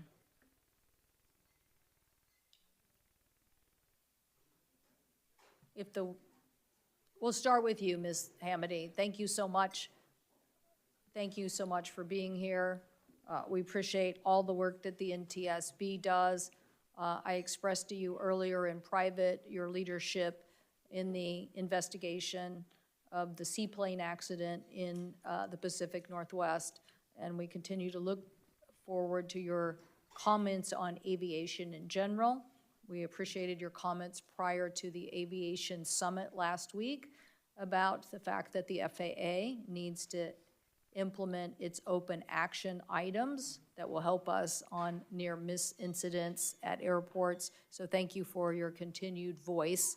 I think when we envisioned the safety legislation that we passed, we wanted to know trends, and we wanted FAA to respond faster to trends. So thank you for helping to identify these trends in aviation and some of the issues. So with that, we'll turn to you, Ms. Hamady, for this hearing on rail safety. Thank you so much, and good morning. I'd like to begin with addressing the people who were impacted by the derailment in East Palestine. On behalf of the NTSB, we are so sorry for all that you're going through. Please know that the agency is committed to conducting a thorough, independent, and transparent investigation of this derailment. We'll issue safety recommendations to prevent similar tragedies from reoccurring, including urgent safety recommendations, which we can do at any point if our investigation warrants it. In the next few months, we'll hold an investigative hearing in East Palestine where we'll include time for community members to provide comments and ask us questions about our investigation. My written testimony goes into more detail on the derailment, and by now the preliminary facts have been well covered. The bottom line is this: there are no accidents. This derailment, as all accidents we investigate, was 100% preventable. As is the case with all our investigations, we're looking into every factor that could have led to this tragedy. We're looking into the wheel bearing, the wheel sets, the axle, and the rail car, including their manufacture, maintenance, and inspection, the hot bearing detectors, Norfolk Southern's temperature thresholds for alerting train crews of safety concerns, and their use of real-time monitoring and data trending, and the company's policies, practices, and overall safety culture. We're also looking into the design, maintenance, and performance of the tank cars used to transport hazmat, including the pressure relief devices on the 5 vinyl chloride tank cars. Emergency response preparedness and communications, the decision-making process that led to the vent and burn, the U.S. Department of Transportation's oversight of rail and hazmat safety, and so much more. I know that there are a lot of questions about our investigation, and I will provide what I can today. I also know that Congress is eager to improve rail safety more broadly, so I offer the following 5 issues for your consideration. First, the definition of high-hazard flammable train should be expanded to a broader array of hazmat. And the definition's threshold of 20 loaded tank cars in a continuous block or 35 tank cars dispersed throughout a train should be eliminated. Second, DOT 111 should be phased out of all hazmat service. They're not as protected as DOT 117 tank cars. Third, people deserve to know what chemicals are moving through their communities and how to stay safe in an emergency. That includes responders who risk their lives for each of us every single day. They deserve to be prepared. That means access to real-time information, obtaining the right training and gear, and having the right communications and planning tools. Fourth, like cockpit voice recorders in aviation, audio and video recorders in the locomotive cab are essential for helping investigators determine the cause of an accident and make more precise safety recommendations. Recorders also help operators proactively improve their safety policies and practices. In the East Palestine derailment, the locomotive was equipped with an inward-facing camera. However, since the locomotive was put immediately back into service following the accident, the data was overwritten. That means the recorder only provided about 15 minutes of data before the derailment and 5 minutes after. The FAST Act, following terrible tragedies in Chatsworth and in Philadelphia, required Amtrak and commuter railroads to maintain crash and fire-hardened inward and outward facing image recorders in all controlling locomotives that have a minimum of a 12-hour continuous recording capability. This was extremely helpful in our DuPont, Washington investigation. Now is the time to expand that requirement to audio and include the Class I freight railroads in that mandate. In fact, now is the time to address all of the NTSB's open rail safety recommendations, many of which are on our most wanted list. Fifth and finally, as the committee works on enhancing rail safety, I trust that you'll consider the resources that we desperately need to carry out our critical safety mission. Investments in the NTSB are investments in safety across all modes of transportation. To that end, we look forward to working with the committee on this year's reauthorization of NTSB and hope that you will approve the President's budget request for the NTSB of $145 million. Thank you. Thank you, Ms. Hamady. Thank you so much. Mr. Comstock, welcome. Thank you for being here. Good morning, Chair Cantwell, Ranking Member Cruz, distinguished members of the committee. My name is David Comstock, and I'm the Fire Chief of the Western Reserve Joint Fire District located in Poland, Ohio. I'm also a member of a National Volunteer Fire Council, a nonprofit membership organization that serves as a national voice of over 670,000 volunteer firefighters, comprising 65% of the nation's fire service. My department was one of over 50 fire departments that responded to the East Palestine derailment. This incident has emphasized the need to better train and equip firefighters to respond to hazardous material incidents, specifically to derailments in rural areas, which are mostly served by volunteer fire departments that often lack sufficient resources, tax base, and manpower. The National Fire Protection Association defines an operational level of competence for hazmat response as what's needed for a firefighter to implement or support actions to protect the public from the effects of a hazmat release. Alarmingly, the NFPA's needs assessment of the U.S. Fire Service showed that only 55% of firefighters are certified at a hazmat operational level of competence.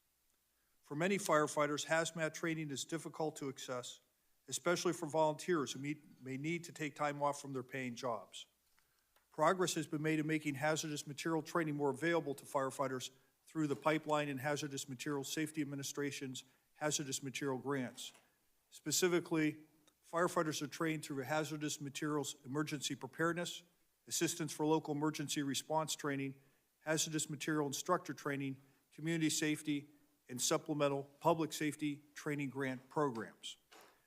Through a SPST grant, the NVFC is offering 15 in-person hazmat train-to-trainer opportunities across the U.S. at no cost to departments. It is important that the NVFC can provide this program at no cost to volunteer departments which often lack a tax base to support training. Thanks to the PHMSA grants I mentioned earlier, the NVFC and other first responder organizations have been able to train tens of thousands of firefighters. The NVFC asks that Congress pass legislation to increase funding to these PHMSA hazardous material training grants. The NVFC is pleased to see that S576, Railway Safety Act of 2023, includes language that increases support to the alert and supplemental training grant programs. The Federal Emergency Management Agency's assistance to firefighter grants and staffing for adequate fire and emergency response grants is also critical to fire departments. The goal of these grants is to bring all fire departments up to a baseline level of readiness. Many departments struggle to achieve this baseline. An alarming example is NFPA data showing that 53% of fire departments cannot equip every firefighter with self-contained breathing apparatus. The NVFC requests that Congress increase funding to AFG and SAFER grant programs and pass S870, Grants and Safety Act, as soon as possible to ensure the authorization for these critical grants doesn't lapse at the end of this fiscal year. The NVFC also asked Congress to provide additional support to local and regional response coordination initiatives. These include hazardous material regional response teams, which facilitate regional public safety communications and coordination on hazmat response, and local emergency planning committees to ensure they fulfill their mission of fostering dialogue amongst hazmat stakeholders within a community to prevent and prepare for releases of hazardous chemicals. The NVFC further encourages Congress to provide additional support to FEMA's local delivery of additional National Incident Management System training courses, which provide a comprehensive national approach to incident management. The NVFC also requests that we, the NFPA, Congress, the National Transportation Safety Board, and the Federal Rail Administration work together to enhance the methods for emergency hazmat product identification. Firefighters face a higher risk of developing cancer compared to the general public. The NVFC supports several initiatives to combat firefighting-related cancer exposure. Most notably, the NVFC and the International Association of Fire Chiefs Volunteer and Combination Officer section produced a Lavender written report, a best practice guide to reduce toxic exposure and risks to prevent firefighter cancer. On behalf of the nation's volunteer firefighters, I thank you for the opportunity to address the committee regarding the hazardous material response needs of the volunteer first responders. The NVFC looks forward to continuing to work with the committee and the stakeholders assembled here today to improve the emergency response to hazmat incidents and ensure that firefighters are properly trained and equipped to carry out this response. Thank you. Thank you very much for being here, and we're so sorry that you had to deal with this, but your experience is very helpful in us helping to know how to evaluate this moving forward and the resources that you're asking for. Mr. Whitaker, welcome. Look forward to your testimony. Good morning, Chairwoman Cantwell and Ranking Member Cruz and members of the committee. Thank you for the opportunity to testify. My name is Clyde Whitaker. I'm the Ohio State Legislative Board Director for Smart Transportation, which represents approximately 3,000 railroad workers in the crafts of conductor, locomotive engineer, yard master, and train person. One of my primary roles is to protect, improve, and ensure the safety of our members. I would like to begin by saying that our hearts of rail labor break for citizens of East Palestine. This derailment did not have to happen, and it makes it so much more frustrating for us to know that it was very predictable.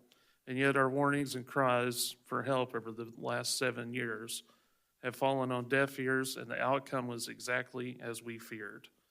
Now the result is a town that doesn't feel safe in their own homes, businesses failing to survive, and railroad that prioritized its own movement of trains before the people in the community, as well as its workers. It truly is a shame that the operational changes in place prior to that incident are still in place today, and the possibility for a similar disaster is just as possible. My entire railroad career, I've listened to the railroads portray a message and image of safety first, but I have never witnessed or experienced that truth one single day on the property. For years, I've handled complaints after complaint regarding unsafe practices and unsafe environments, and for almost every single one, I've been fought every step of the way. The truth is, ask any railroad worker, and they will tell you that their carriers are masters of checking the boxes, of saying the right things without ever doing anything meaningful toward improving safety. Their only focus is on the operating ratios and bottom lines, which is evidenced by the fact that their bonus structures are set up to reward timely movements of freight rather than reaching destinations safely as they once were. Actions do speak louder than words, and I assure you that what you have heard and will hear from the railroads today are nothing more than words. Their actions are what's experienced by men and women I represent, as well as what the people of East Palestine have been through. This is the reality of what happens when railroads are primarily left to govern and regulate themselves. To that point, on July 11, 2022, I filed a complaint with the FRA regarding an unsafe practice that was occurring on Norfolk Southern. Despite existing operating rules to the contrary, NS was giving instructions to Cruz to disregard wayside detector failures and to keep their trains moving. This meant that trains were not being inspected as intended and that the crews were not able to ascertain the integrity of such trains. This practice remained in place even after East Palestine. But these types of issues aren't just relegated to wayside detectors. It is a virus that has plagued the industry for some time with the inception of precision scheduled railroading. Across America, inspections and maintenance is being deferred to expedite the movement of trains. No longer is identifying defects and unsafe conditions the goal of inspections, but rather minimize the time it takes to perform them or the elimination of them altogether. Compound this with the fact that the railroads on a determined course to grow these trains to astronomical lengths, and you have a predictable outcome, and that outcome is the event like we've seen at East Palestine. We need meaningful change, and we desperately need people like yourselves to reverse this dangerous trends in the railroad industry. The Rail Safety Act of 2023 goes a long way toward doing just that. As we sit here today, the railroads are attempting to eliminate the conductor from the cab of a locomotive. They want you to believe that technology is capable of replacing the role of conductor. But what they won't tell you is technology was present in the cab of the locomotive, and when the train finally came to a stop this day, its job was done. But unlike the technology, the engineer and the conductor and his trainee sprang into action. They identified the derailment in the presence of fire. They contacted EMS. They applied brakes on the train cars to prevent further catastrophic damage. They separated the locomotives and got the entire crew to safety, all of which technology sat dormant. We cannot afford to be dormant. The degradation of safety is very real, and the numbers prove it. The frequency of derailments is up, the frequency of injuries is up, and from a railroader's perspective, the potential for another disaster is as high as it's ever been. We cannot allow the railroads to continue to dodge and sharpshoot regulations. We cannot allow them to be sole owners and creators of the data and safety statistics, and we cannot allow them to prioritize revenue over profit. Oversight is desperately needed before the next big one happens. I thank you for allowing me to testify here today, and I look forward to any questions you may have. Thank you, Mr. Whitaker. Very much appreciate you being here and your statement. We'll now hear from Mr. Shaw. Welcome, Mr. Shaw. Good morning, Chairwoman Cantwell, Ranking Member Cruz, and distinguished members of the committee. I appreciate the opportunity to testify before you today. My name is Alan Shaw, and I've been President and CEO of Norfolk Southern since May 2022. I want to open by stating how deeply sorry I am for the impact this derailment has had on the citizens of East Palestine and the surrounding communities. I've been to East Palestine and the surrounding communities many times over the past 6 weeks. I've spoken with the community leaders, business owners, school officials, clergy, families, and others. They've shared their stories and their concerns about the health of their families, their businesses, and the future of the community they love. I am determined to make this right. Norfolk Southern continues to make good on its promise to clean the site safely, thoroughly, and with urgency. You have my personal commitment that we will get the job done and we will help these communities thrive. At the direction of and in collaboration with the U.S. EPA and state and local agencies, we are developing and implementing near and longer-term cleanup activities. Air and water monitoring have been in place continuously since the accident, and to date, it is consistently indicated that air is safe to breathe and the water is safe to drink. We have already invested more than $24 million in East Palestine and the surrounding communities. Norfolk Southern opened the Family Assistance Center the day after the incident, and through it, we have provided more than $10 million to more than 6,000 families. We have invested over $3 million in community relief funds to support the immediate needs of Ohioans and Pennsylvanians in the area.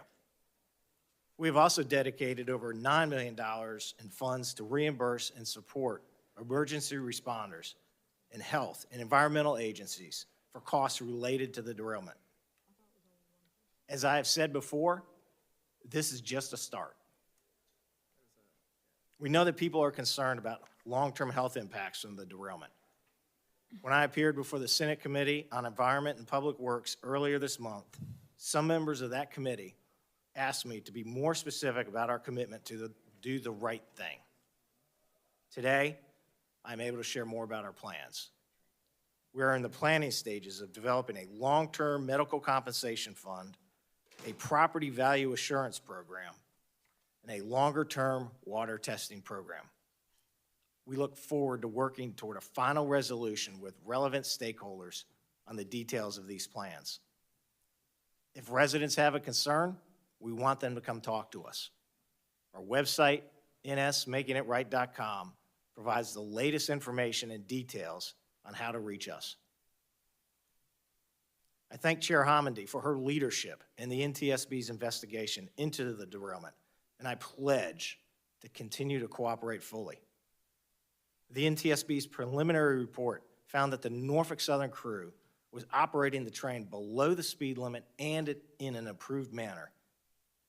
Yet, it is clear from this incident that we can always improve.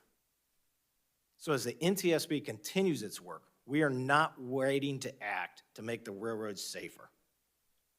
Shortly after the derailment, I instructed my team to look at steps we could take to improve safety, beginning immediately.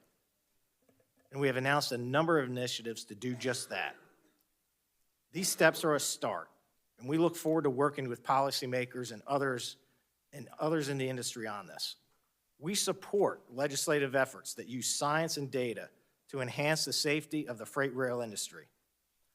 And the Railway Safety Act and the Rail Act both include measures with the potential for meaningful improvement, such as funding additional training, better advance notifications, accelerating the phase-out of older tank cars, and much more. We strive to make our safety culture the best in the industry. When I began my tenure as CEO 10 months ago, I spent hours in crew rooms all over our 22-state network, thanking our frontline railroaders and asking for their advice. They are proud of the important work they do for this country, and we take their safety and the safety of the communities we serve seriously. Today, I am proud to represent more than 19,700 Norfolk Southern employees who work every day to offer a safe and effective means of transporting goods to businesses and families across our great country. We will continue to invest in the future of Ohio and Pennsylvania and all the states in which we operate, just as we have always done. Norfolk Southern is here for the long haul, and and we won't be finished until we make this right. Thank you again for the opportunity to appear before you today. I look forward to your questions. Thank you, Mr. Shaw. We'll now turn to Mr. Jeffries and welcome Mr. Jeffries. Good morning, and thank you for the opportunity to be here today. Let me start by extending my sympathy to the residents of East Palestine and surrounding areas. February's derailment is a stark reminder that, as rare as one is, the significant rail incident's impact on the affected community can be extraordinary. And while nothing I say here today can undo the impacts of any rail incident, it is important that we have a clear-eyed discussion about the state of rail safety and steps that have been taken or could be taken. As we know, Norfolk Southern is continuing cleanup efforts in East Palestine while the NTSB's meticulous investigation is ongoing. While those parties will continue to address matters related to that incident, today I will provide a broader perspective. Let me be clear. Railroads work every day to improve safety toward an ultimate goal of zero incidents and zero injuries. This starts with our employees, whose commitment to moving America's freight 24/7 and doing it safely should be commended. Post-pandemic hiring efforts continue, with our employee base currently the highest it's been in over 3 years. And because a well-maintained railroad is a safe railroad, the over $20 billion in annual investments back into the physical network have resulted in the nation's highest-rated infrastructure by the American Society of Civil Engineers. The result? Rail is by far the safest way to move goods on land, especially hazardous materials. Per carload, the hazmat accident rate is down 78% since 2000, and 2022 saw the lowest rate of hazmat incidents in the entire industry's history. Additionally, FRA data show Class I railroads' mainline accident rate in 2022 was at an all-time low, as was the employee injury rate. But that does little to comfort a community that experiences a significant derailment. And that's why we must continue to apply lessons learned and take steps to drive the industry's accident rate even lower. Every train trip provides learning tools for the future. To that end, railroads consistently invest in technologies and take action without waiting for government requirements. Consider two recent actions. First, following an industry-wide analysis, railroads are installing approximately 1,000 additional wayside hotbox detectors on the national network, standardizing critical alert thresholds for these systems, and analyzing and adopting new industry standards for trending analysis protocols to preempt potential problems. The vast network of these and other wayside detection systems exists today because railroads installed them voluntarily, not because of government intervention. And just 2 weeks ago, upon learning that a segment of new cars on the network could be prone to derailment-causing loose wheel sets, the industry took immediate action to take them out of service until those wheel sets are replaced. Myriad tools and methods are used every day to prevent incidents. Positive train control is fully implemented in helping prevent catastrophic accidents. Automated track inspection that sees into the track, as well as machine visioning and onboard sensors all improve safety. Yet prevention is just one part of the three-legged safety stool, along with mitigation and response. On the former, the industry has a well-documented history of petitioning for stronger tank car standards. We are also committed to working with our partners and Congress to get older tank cars off the network. On response, first let me recognize Mr. Comstock here today and every first responder who tended to the accident in East Palestine. These individuals, like all firefighters who respond to rail incident, should be commended for their service. To do their jobs, though, they need proper training and tools, and thus the industry is reinforcing its training programs and expanding access to information. This year, railroads will train 20,000 first responders in communities across the country, while the industry can provide another 2,000 first responders with free, in-depth training at our world-class facility in Colorado. This week, we launched a pilot program directly targeting emergency communication centers to promote broader access to AskRail, which provides first responders real-time information about the contents of every car in a train and the safe handling of those contents in the event of an accident.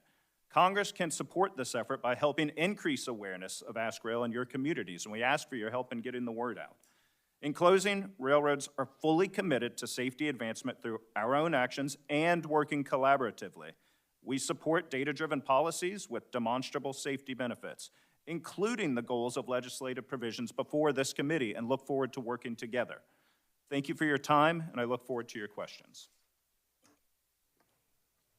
Thank you. I'm going to defer my first round of questioning to let Senator Klobuchar, who's been here the whole morning, and we thank her for her interest in all of this. Senator Klobuchar. Well, thank you very much. I was, like everyone here, horrified by what happened. And actually, when you look at the numbers, trains derailed 1,164 times last year, up 17% in the last decade. 29 of those derailments were actually in my state. And in 2022, 817 people across the country were killed in rail accidents, 266 in railroad crossing collisions. So clearly, there is reason to go forward immediately with Senator Brown and Senator Vance's legislation and to help in Ohio. I guess I would start with you, Mr. Shaw. Norfolk Southern's accident rate jumped 76% between 2013 and 2022. And could you just briefly explain why and if you support the legislation that our colleagues have proposed? Yes, Senator, thank you for that question. We are a safe railroad. The number of derailments on Norfolk Southern last year was the lowest in the last 2 decades.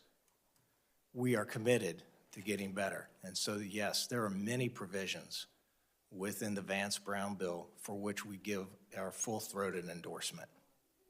And then do you support the bill? I support a number of provisions within the bill, Senator, which include the And which ones don't you support? Senator, we support the acceleration of the phase-in of the DT-117s, funding first responder, hazmat training, expanding advanced notification. Okay, I'll just put it in writing. I was just trying to figure out which ones you didn't support and why, because I just think it's very important to move ahead. They've signaled an interest in working with all stakeholders to try to get this done. And I just don't want this to be one of these moments where we wait 2 years to pass a bill. Chief Comstock, thank you for your work. We are greatly appreciative of the first responders, firefighters, and everything that you did, not only in this incident, but across the country. So Senator Kramer and I today are introducing a bill, the Honoring Our Fallen Heroes Act, to start looking at making sure that our firefighters, we already have a register going on, as you know, that a bunch of us worked on, but to making sure that this is included in their benefits. Thank you. The exposure and the certain cancers. And we think we're going to get a lot of support for this bill. Actually, it's specifically targeted, written in a way that we think is going to be good. So could you talk about what some key information you wish you had before arriving at the scene of the derailment? I think in any instance that when responders are proceeding to a scene of an emergency, we want to have as much information as we can. And whether it's a car accident, whether it's a medical emergency, house fire, or a hazardous materials incident. So the more information and the quicker we can get information, the better. There are apps out there that have been discussed, Ask Rail being one, that provide that type of information. But I think we could go further by looking at newer technology that will put that information that's available in Ask Rail on my phone while I'm en route to the emergency. That's one instance. Right. But I understand that there's a lot of other issues that need to be looked at. And also to be alerted of what toxic chemicals are in there, so you know what you need. Everything. Okay. I mean, the more the better, but I think that the fire service needs a seat at that table with the railroads and developing the technology that's going to help us out. Okay, thank you. Railway safety, another part of this, of course. Mr. Jeffries, with railway workers being exposed to a range of serious risks, what is the industry doing to improve worker safety? Well, there are a myriad of regulatory requirements around worker safety under the under the Federal Railroad Administration. Certainly we comply with all of those. I know Alan and my other CEOs have made a very concerted effort to get out in the field, and a lot of that's hearing firsthand what's working, what's not from the employees in the field, because they're the ones who are seeing what's going on every day. So that firsthand information that feeds up through management and through the executives can really drive decision-making. The important thing is that we do take a holistic approach to safety, and the evidence we've seen, as I mentioned, 2022 had the lowest employee injury rate in our industry's history, but that's not zero. So we've got to continue to look for opportunities to further provide safe working conditions. Right. Do you want to add anything to that, Ms. Hamandi? We do have rail worker safety on our most wanted list of transportation safety improvements, and one of the, actually we have several recommendations that do not support the use by the railroads of train approach warning.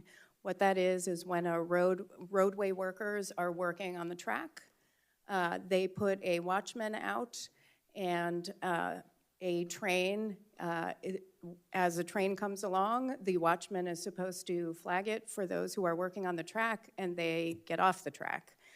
We've seen several instances where that hasn't happened, and they've died, unfortunately.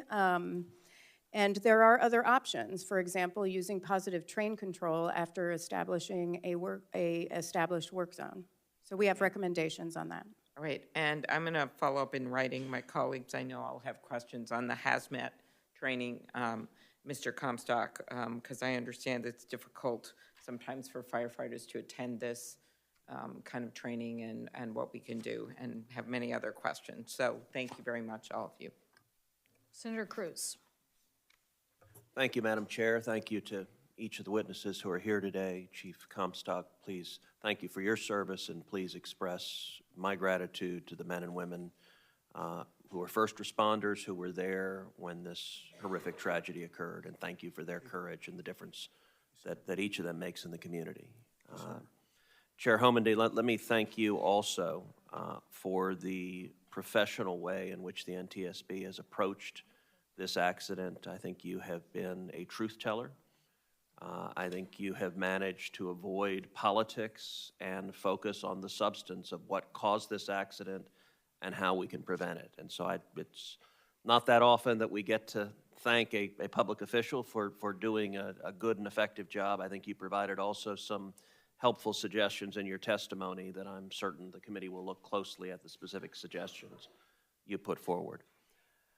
As I look at what caused this derailment, there are a number of factors, but one factor that from the early reports stands out is the hot box detectors. We now know that the train derailed past 3 hot box detectors prior to the derailment. 30 miles away, the reading was 38 degrees above ambient temperature. Then 20 miles away, it had risen to 103 degrees above ambient temperature, so it had risen dramatically. And then just prior to the derailment, it was 253 degrees above ambient temperature, reflecting that the bearing had locked and derailment was imminent. Mr. Shaw, why did this trend in temperature not trigger an alert earlier to stop the train? And in particular, why were you not able to stop the train after the second reading had gone from 38 degrees above ambient temperature to 103 degrees above ambient temperature? Senator, thank you for that question. I'll note that the NTSB report indicated that the crew did nothing wrong, and we certainly thank them for that. The hot box detectors were working as designed, and there were no track defects.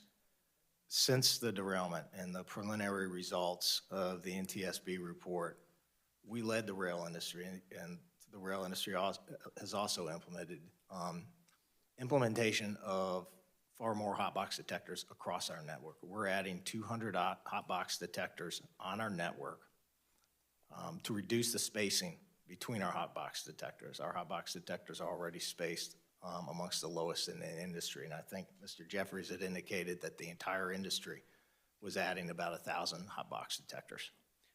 Mr. Shaw, perhaps you didn't hear my question, so let me ask it again. The first hot box measured 38 degrees above ambient temperature. As I understand, the ambient temperature was about 20 degrees, so that was roughly 58 degrees. 10 miles later, the second hot box measured 103 degrees above ambient temperature. That's an increase of over 60 degrees in 10 miles. Why did Norfolk Southern not stop the train then and examine the bearing to make sure that it didn't melt the axle and that you didn't have a derailment? If you'd stopped then, it would have prevented the derailment. So my question is, why did the second hot box reading not trigger action? Senator, my understanding is that that second reading was still below our alarm threshold, which is amongst the lowest in the industry.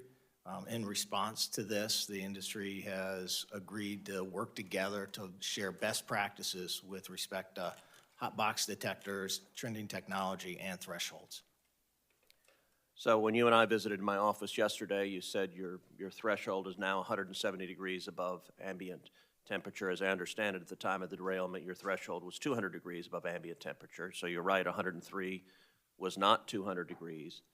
As you and I discussed, I've spoken with your competitors, other Class 1 railroads who have indicated that trending technology and algorithms can measure significant changes in temperature, and in particular can flag that when it goes from 38 degrees to 103 degrees, you need to stop and take a look at it. Mr. Jeffries, let me ask you in terms of how other railroads handle it. What is the technology that is available to spot this problem before it's gotten so bad that a derailment is imminent? Well, thank you for that, and that's a spot-on question, and that's one of the three things we're focused on as in the industry. So one is the physical deployment of approximately 1,000 additional detectors. Two is creating the industry standard of 170 degrees as a critical threshold. And the third one is really looking at industry best practices to examine and potentially adopt new algorithms for trending detection so that if there is a dramatic spike in temperature, even though it may be below that absolute threshold, it's caught. And so we've brought the entire industry together, and over the next month we'll be reporting out, okay, what can we learn from each other, and what are the best practices we can adopt, and what other steps need to be taken based on the information we have and the predictive analytics we can put into place. And if I could ask one final question, Mr. Yes, and Mr. Whitaker was trying to weigh in there. I don't know if you Mr. Whitaker, sure. not. I don't know if you didn't see that, but sure, I would welcome you. Thanks for acknowledging Senator Cruz. I'd like to just make note that trending defect technology, from being in the cab of a locomotive, when we pass a defect detector, it trends to an office like Norfolk Southern in Atlanta, Georgia. It doesn't convey to the railroad crews, which is a problem in this incident as well as many others that still continue to this day. What we need as a train crew, which they say they listen, they haven't been listening for quite a while. We need to be notified whenever these trending detectors are seeing this car trend hotter. That way we can keep a better eye on it, or even stop, inspect that rail car. Sure. But as it stands right now, even after East Palestine, it's all about moving the train. That's all PSR is. That's all they care about. So right now, they tell the train crew to stop your train, set your brakes in a full service application, then release. And hopefully that releases whatever the case may be. When the safest cause case should be, we stop and go back and inspect. That's what the conductor's there for. That's why a two-person crew is essential. So that's very helpful. So you're saying, if I'm hearing you right, that having real-time reporting of what the sensors are showing for the conductor, the engineer, would be helpful. Mr. Jeffries, are there technological barriers? Are there impediments to giving the crew real-time reporting of what's happening?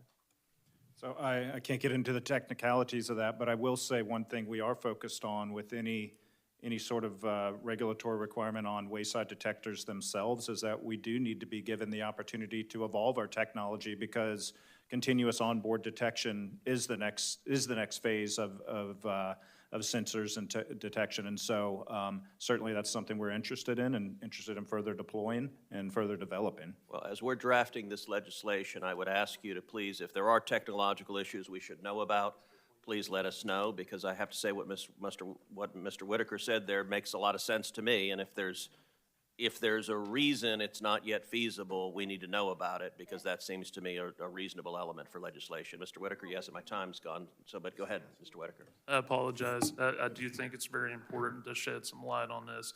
It is feasible. The technology is there. Several days after East Palestine, we almost had a similar incident in Cleveland area on Norfolk Southern. The crew, the defect detector said no defects to the crew. The train dispatcher came on and said, hey, we have a report of a trending defect detector on the train. We need you to stop and inspect it. Immediately after that, the chief dispatcher, which is the person that controls the whole railroad, told them to keep going. If it were not for an eastbound train passing them and instructing them, hey, your train's on fire. Wow. Stop your train. And we set that car out. They had to walking speed this car 5 miles. So the technology is there. They're just raising and lowering their thresholds to move freight. Thank you. Thank you. Senator Markey. Thank you, Madam Chair. It's clear that for too long, the rail industry has been raking in profits and putting safety on the sidelines. Mr. Whitaker, do you agree that the East Palestine derailment would have been far worse if there hadn't been multiple crew members on board? I do, sir. Thank you for the question. I think if the railroads had it their way down to one-person crew and they reduced the conductor position to a ground-based, meaning a person at a pickup truck driving to the site, that puts the engineer in danger. It also puts the response time and the assessment of the issue in danger. So if there was only one crew member on that train, do you think it could have been far worse? Oh, absolutely. Absolutely. Yeah, and that's why my Safe Freight Act would require trains to have at least 2 crew members, and I'm proud that my legislation has been included in the Bipartisan Rail Safety Act. Mr. Shaw, will you commit to supporting legislation requiring at least 2-person crews on all freight trains? Senator, we'll commit to using research and technology to ensure the railroad operates safely. Will you commit to a 2-person crew on all trains?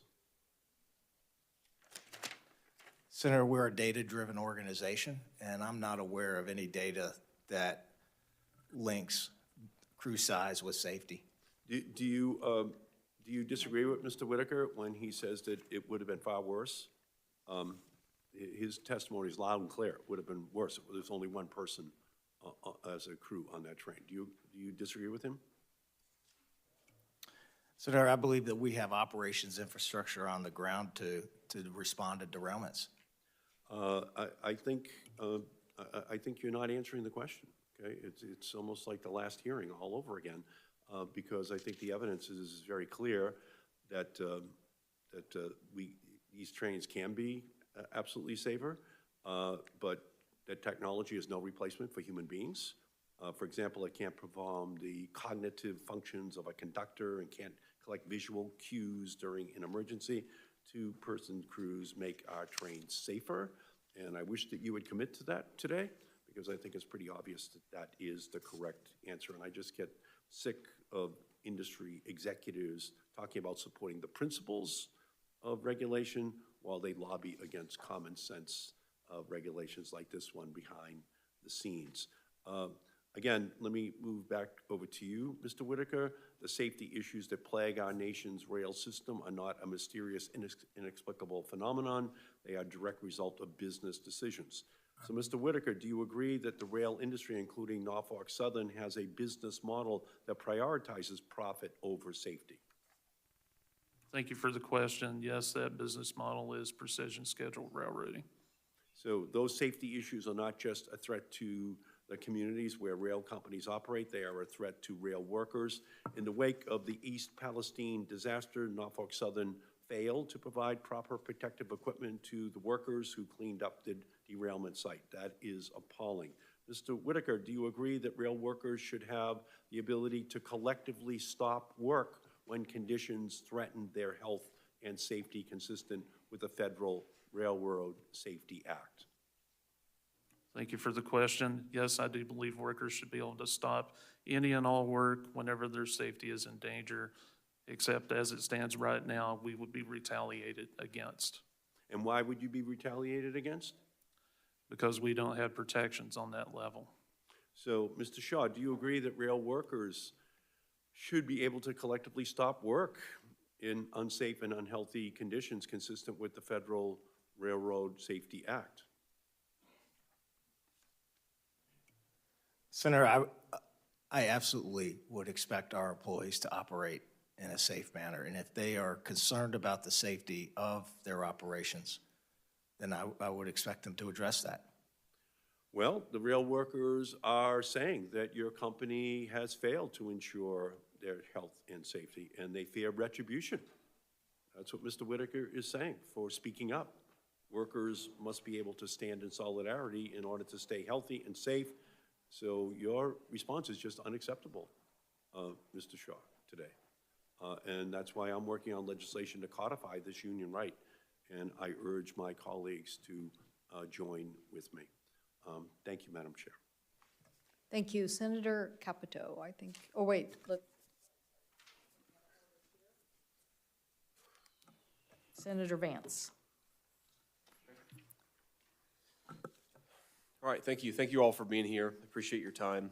I'm going to start with NTSB Chair Homendy. So you stated in the Washington Post that train accidents, quote, train accidents in general per million train miles are going up, so it's trending upwards accidents. Is that true? I'll just go vote. The yard accidents rates are going up. The mainline track rates are going down. Okay. Has a spill of vinyl chloride occurred before due to a freight train derailment? I'm sorry? Has a spill of vinyl chloride happened due to Yes. one of these derailments? Yes, Okay. sir, Paulsboro. And do you remember the NTSB's recommendations at that time for a notification to first responders? Yes, sir. And what was that? We had several recommendations, including providing real-time information to emergency responders, making sure that they were adequately trained and provided the appropriate gear, and that they were part of emergency planning with the locals and the railroads. And how long ago did you make that recommendation? 2013 was the accident. Okay, so I'll point out that 9 years ago, we made a recommendation from the NTSB that they should provide proper notification to first responders. That still hasn't happened. That's one of the reasons, by the way, why we've advanced this legislation. I want to go next to, and thank you, Chair Homendy. I want to go next to Mr. Shaw. Mr. Shaw, I know that you have some disagreements about the precise distances necessary for wayside bearing detectors and so forth. But I wonder, could you commit to supporting a mandatory standard for hot bearing detectors, even if not our specific limits? Could you submit to supporting one in principle, assuming we get the limits right in your view? Yes, Senator, I absolutely appreciate your leadership and Senator Brown's leadership for the Railway Safety Act. And as we've talked about, there are a number of provisions in your bill with which we support, and it does include the wayside detectors. As you noted earlier, we're not sure what the correct spacing is. It could be 10 miles, it could be 15, could be 7. Yep. And I would support using science and research, and whatever is the right number, we would space wayside detectors in that manner. Thank you. Would you commit to supporting mandatory first responder notification requirement as we do in the bill? Yes, sir, I certainly would. And I want to take the opportunity to thank the first responders from Ohio and West Virginia and Pennsylvania who showed the courage and the commitment to the community and rushed to the scene. And my appreciation for that is we just launched a regional first responder training facility in Ohio this week, and we have over 400 first responders who are signed up for it, including Chief Drabeck and 4 of his commanders. Great. Thank you, Mr. Shaw. I'm going to go to Mr. Whitaker now. So the railroad industry claims that visual inspections are nearly useless when it comes to journal bearings. Do you believe this is true? Thank you for the question, and I believe visual inspection is one of the most important aspects of inspecting a rail car. Also smell as well. Thank you, Mr. Whitaker. Is it true that railroads have used human inspectors for the bulk of their history and that a key part for a rail car being inspected is a journal bearing? That is correct. Can you inspect a rail car adequately in 30 seconds, Mr. Whitaker, or any of your workers? Absolutely not, sir. I would say rail car would take at least 3 minutes or longer, all in the name of safety, especially if it's hauling hazardous materials. Yeah, I appreciate that, Mr. Whitaker, and I want to pick up there and go to Mr. Jeffries here with the minute that I have remaining. The railroads have stated in regards to their opposition to tougher inspections, quote, increased time on a task does not necessarily correlate to increased safety. And to be fair, I think that's a fair argument to make. Mr. Whitaker just said 3 minutes. I don't think we should be mandating 20-minute inspections. But I don't want to make any requirement we institute a reasonable one so businesses can comply. Mr. Jeffries, would you support a 30-second minimum in inspection time? I can't tell you what the right time is. I can be focused on outcomes and making sure that we are addressing issues. And if there's a systemic or if there's a series of cases where failures or malfunctioning equipment isn't being caught, we need to address that. And whether that's because there's not enough time allowed, because there's not appropriate training, because of some other factor, we absolutely need to address that. So I understand that, but I'm trying to get a specific commitment here. Do you think, we just heard from Mr. Whitaker, that he doesn't even think 30 seconds is enough time to properly inspect a railway, or properly inspect a rail car. Do you think 30 seconds is enough to do an inspection?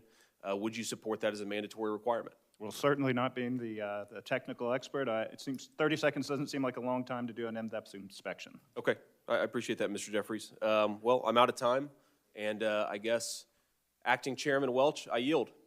Thank you, Senator Vance. I think I'm next here. Mr. Shaw, Ms. Hamidi testified that this was a preventable accident. Do you agree? Yes, thank you for that question, Senator. Yes, I do agree. And in this industry... Stop. What should have been done to prevent it? Senator, in this industry, we have to look at every accident as if it were preventable. And in this case, we know that the Norfolk Southern crew did everything they were supposed to do, and we thank them for that. We know that the wayside detectors were operating as designed, and we know that there were no track defects. We know that Chair Hamidi's work is focused on a wheel bearing of a privately owned rail car that no railroad owns.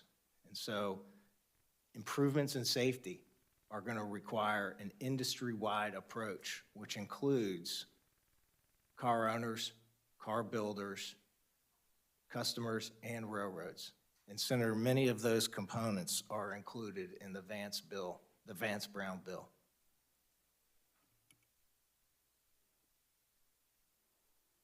I'm just thinking about how Misty Allison would try to figure out what you just said. I'm asking you, Norfolk, you're in charge of that train. Am I right or wrong? Yes, sir, that's a Norfolk Southern train, and I accept responsibility. And then you said a privately built car, as though somehow that exempted you from the responsibility for the inspection, the assurance to the community of East Palestine that it was a safe car. You're not saying that, are you? Sir, that was not my intent. My intent was a holistic approach. Here's the question. It's your car. You're responsible when the train starts to when the train comes into the terminal, correct? You can't point fingers at other people. It's your responsibility to be the assurer to the community of East Palestine that a train that Norfolk Southern owns will pass through its community safely. Is that correct? Yes, sir, that is my responsibility. Okay. So you said it was preventable, and whose responsibility was it to prevent it?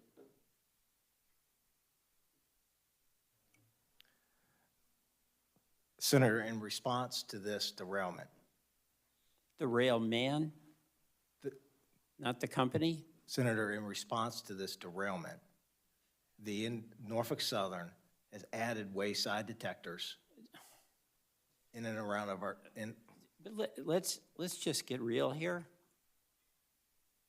Whose responsibility was it to prevent this preventable accident from happening?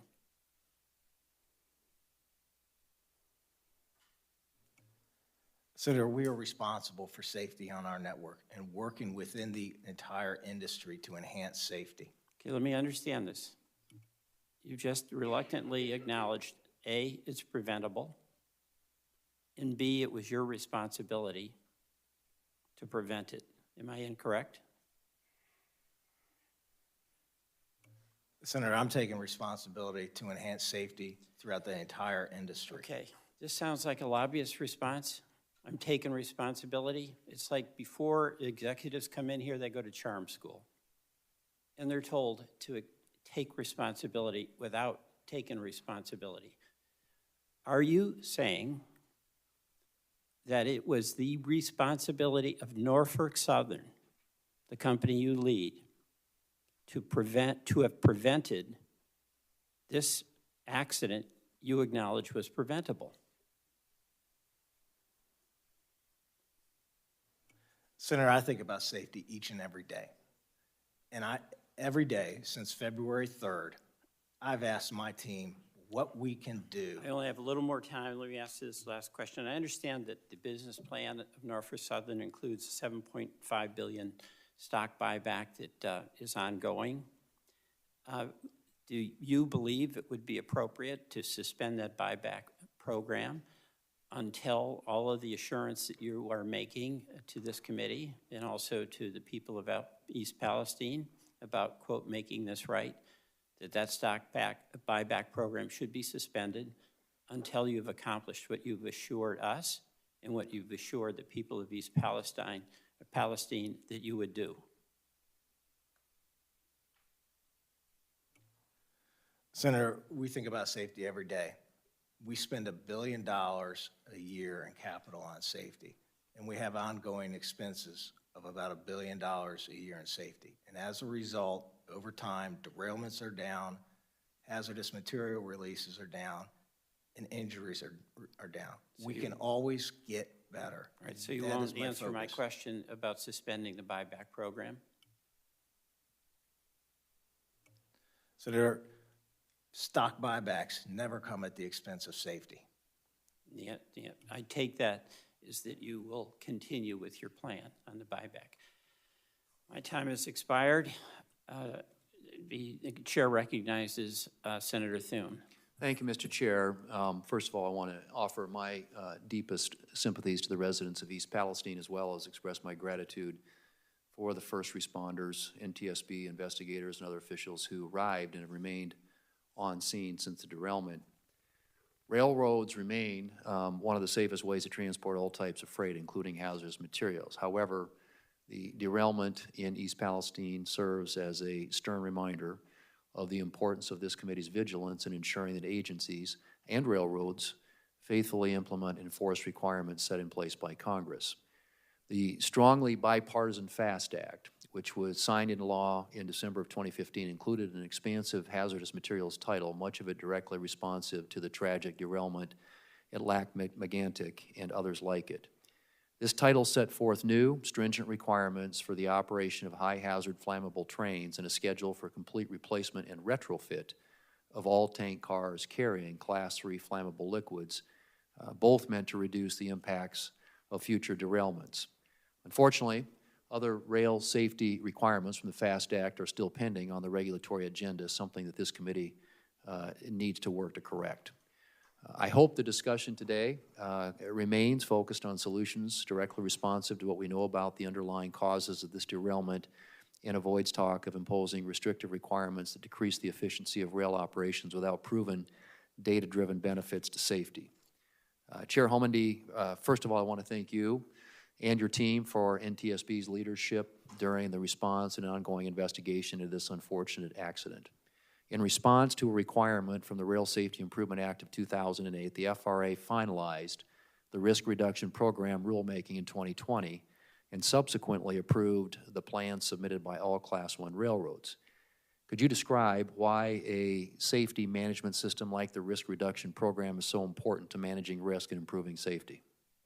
It's critically important, and we recommend it in all modes of transportation, that operators are proactively identifying risks and addressing them before tragedies occur.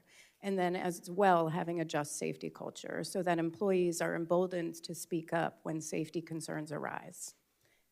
Mr. Jeffries, Mr. Shaw, could you describe the implementation of the risk reduction program by railroads, specifically how it complements existing rail safety regulations? Thank you, Senator. As you mentioned, all 7 Class 1s have RRPs in place that have now been approved by the FRA, and I think the basis of them is that each railroad, because of the unique operating characteristics of that railroad, takes a risk-based approach to addressing potential issues on its railroad. It allows the opportunity to test out ways to address that, and rinse, repeat, and adjust as time goes by versus a more command and control, one-size-fits-all. So we're very early in the stage.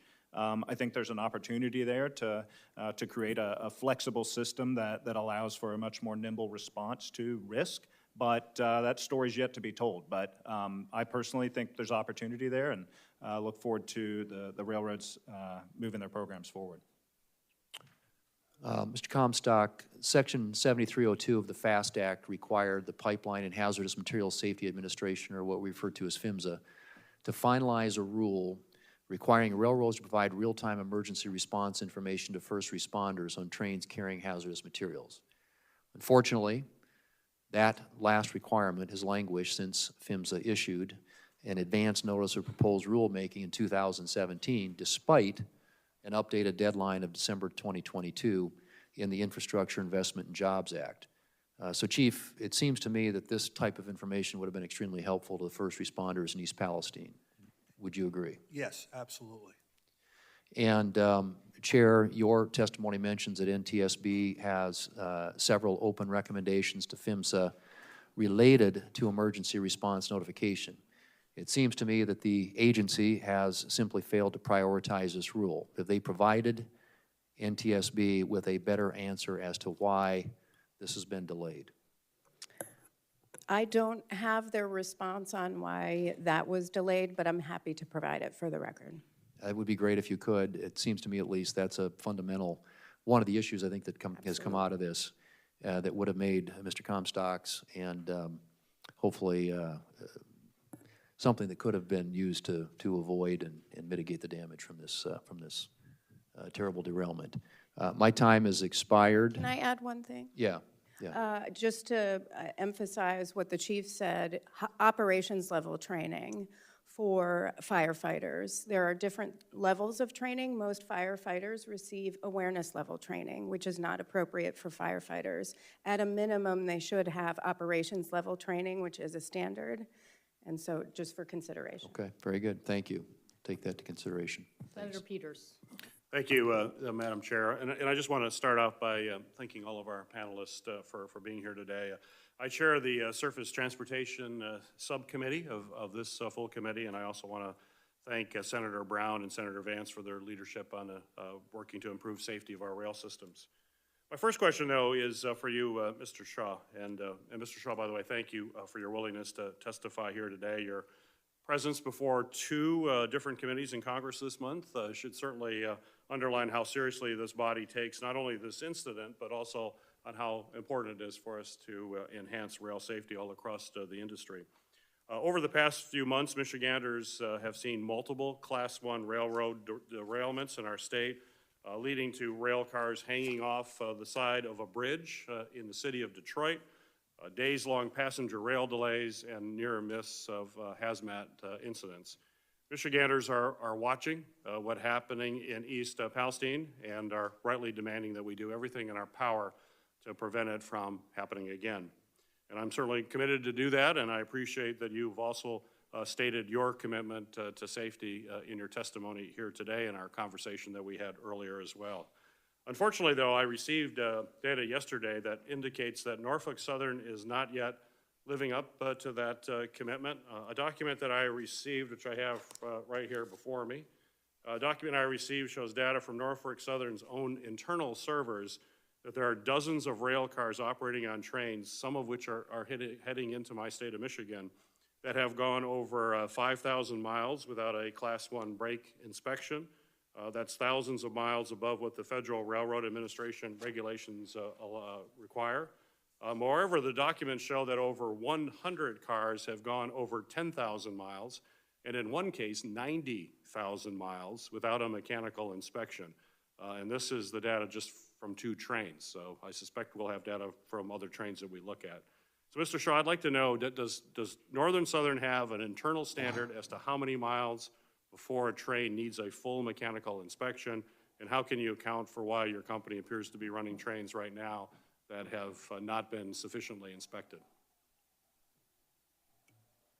Senator, thank you for that question. I am not aware of that data. I can assure you that our policies are there to promote safety of our train operations, and we do not allow unsafe rail cars to operate. Well, I'll be happy to provide what we have here, and would appreciate your comments after the hearing. One of the explanations that I've heard for inspection issues that has been at least raised to me by railroad inspectors is that there have been workforce reductions that have reduced the frequency and the quality of those inspections. So does Norfolk Southern plan to hire more inspectors to fill this gap and to make sure that trains are traveling safely? Senator, I've got a deep appreciation and respect for my craft colleagues. And ever since I became CEO in the middle of last year, we've been on a hiring spree. We hired a near record number of employees last year, and our pipeline of conductor trainees is amongst the highest in our history right now. And several weeks ago, I reached out to the heads of our largest unions and asked them for their assistance in helping Norfolk Southern enhance our safety culture. Thank you, Mr. Rowe. Chief Comstock, thank you for your leadership and testimony today. In your testimony, you called out the importance of passing legislation that I have to continue funding for the Assistance to Firefighters Grant Program and the Staffing for Adequate Fire and Emergency Response Grant Program to ensure that our local fire departments have the equipment that they need, the training they need, and the personnel to respond to a major hazmat incident. As you know, I have authored that legislation will hopefully become before the Senate as early as next week, the Fire Grants and Safety Act, to increase that funding. Could you please discuss how important it is for this legislation to pass and how these grants, if they were to expire, would be detrimental to small communities like yours and make it really nearly impossible to respond to disasters like what we saw in East Palestine? You're absolutely correct. From the fire service perspective, I can't think of any grants that are more important than those. For my own department, it's permitted us to get radios, to get SCBA, to put a generator in the station, that we can put the doors up when the electricity goes off. Fire departments, particularly small ones, rely on those grants every year. They're critical, and without those grants, we could not do our jobs. Thank you for your answer. Thank you, Madam Chair. Thank you, Senator Peters. Senator Capito. Thank you, Madam Chair. Thank you all for being here today. Mr. Shaw, thank you for coming to our EPW hearing 2 weeks ago. Appreciate that, and appreciate everybody being here today. Mr. Shaw, question I have on the ordering of your cars. It's my understanding that this was a 149 rail car train, that on the 23rd car was carrying plastic pellets, according to the NTSB report, that lit up like a match, and then and it had that overbearing wheel bearing, and the overheating wheel bearing. And then 5 cars away were 4 cars of vinyl chloride. I guess, first of all, I would ask if that's correct. And then I know that high hazardous flammable trains have more safety regulations. Why would this not have been characterized as a high hazard flammable train if it had this hazardous materials as part of the 149 car train? Senator, thank you for your question. I'm not familiar with the entire makeup of the train. I know that a highly hazardous train is defined by a certain number of highly hazardous cars in it or a certain number of cars in a block. Ms. Hamilton, Thank you, Senator. Amendy, sorry. Thank you. Maybe you can help me with that question. Yes, the definition of a high-hazard flammable train involves Class 3 flammable flammable liquids only, and 20 car loads in a continuous block, which would be a unit train, or 35 car loads of Class 3 flammable liquids in a mixed freight train. That was not what was on this train. There were some that were flammable liquids, Class 3 defined flammable liquids, but this train was not a high-hazard flammable train. Right, it wasn't a high-hazard train, but it had high hazardous materials, obviously very flammable, that just lit up the sky. So that's right. Is that something that you would consider that should be looked at as a safety improvement? Yes, Senator. We think that the thresholds of the 20 and 35 should be eliminated, and we think a broader array of hazmat should be in the definition of high-hazard flammable train. Yeah, it sounds like that would. Let me ask about the tracks. We had a derailment in Cabin Creek a couple years ago where the track, it got cold, and I think then it melted, and anyway, the track, it derailed there with some hazardous materials. How are we doing on track safety, and what kind of improvements might be in the future that if we look to this bill that Senator Vance and Brown have put together? Is this something we should look at? I know timber ties are what we're most still using. Is that the best materials to use? Are you looking at that at the NTSB or? Yes, and track defects remain the second biggest cause of train accidents, outside of grade crossing accidents. But human factors is number one, train defects is number two. Rail defects. I'm sorry, track defects. Sorry about that. Track defects, and there is technology, but we also think that personnel are critical as well, and that technology should supplement, not supplant. Mr. Jeffries, did you want to address that question? Yes, thank you. Track cause being the second leading cause on main lines, we did have the lowest number of incidents, rate of incidents in 2022, but we're not at zero. And it's important, Chair Homendy referenced technology that can be deployed. Autonomous track inspection tools can, one, provide a significantly more intense and sensitive type of inspection that's really 360-degree around the rail, through the rail, to identify anomalies before they become risks. And that can be attached to the back or the front of a train for continuous inspection. And that is not dehumanizing the network.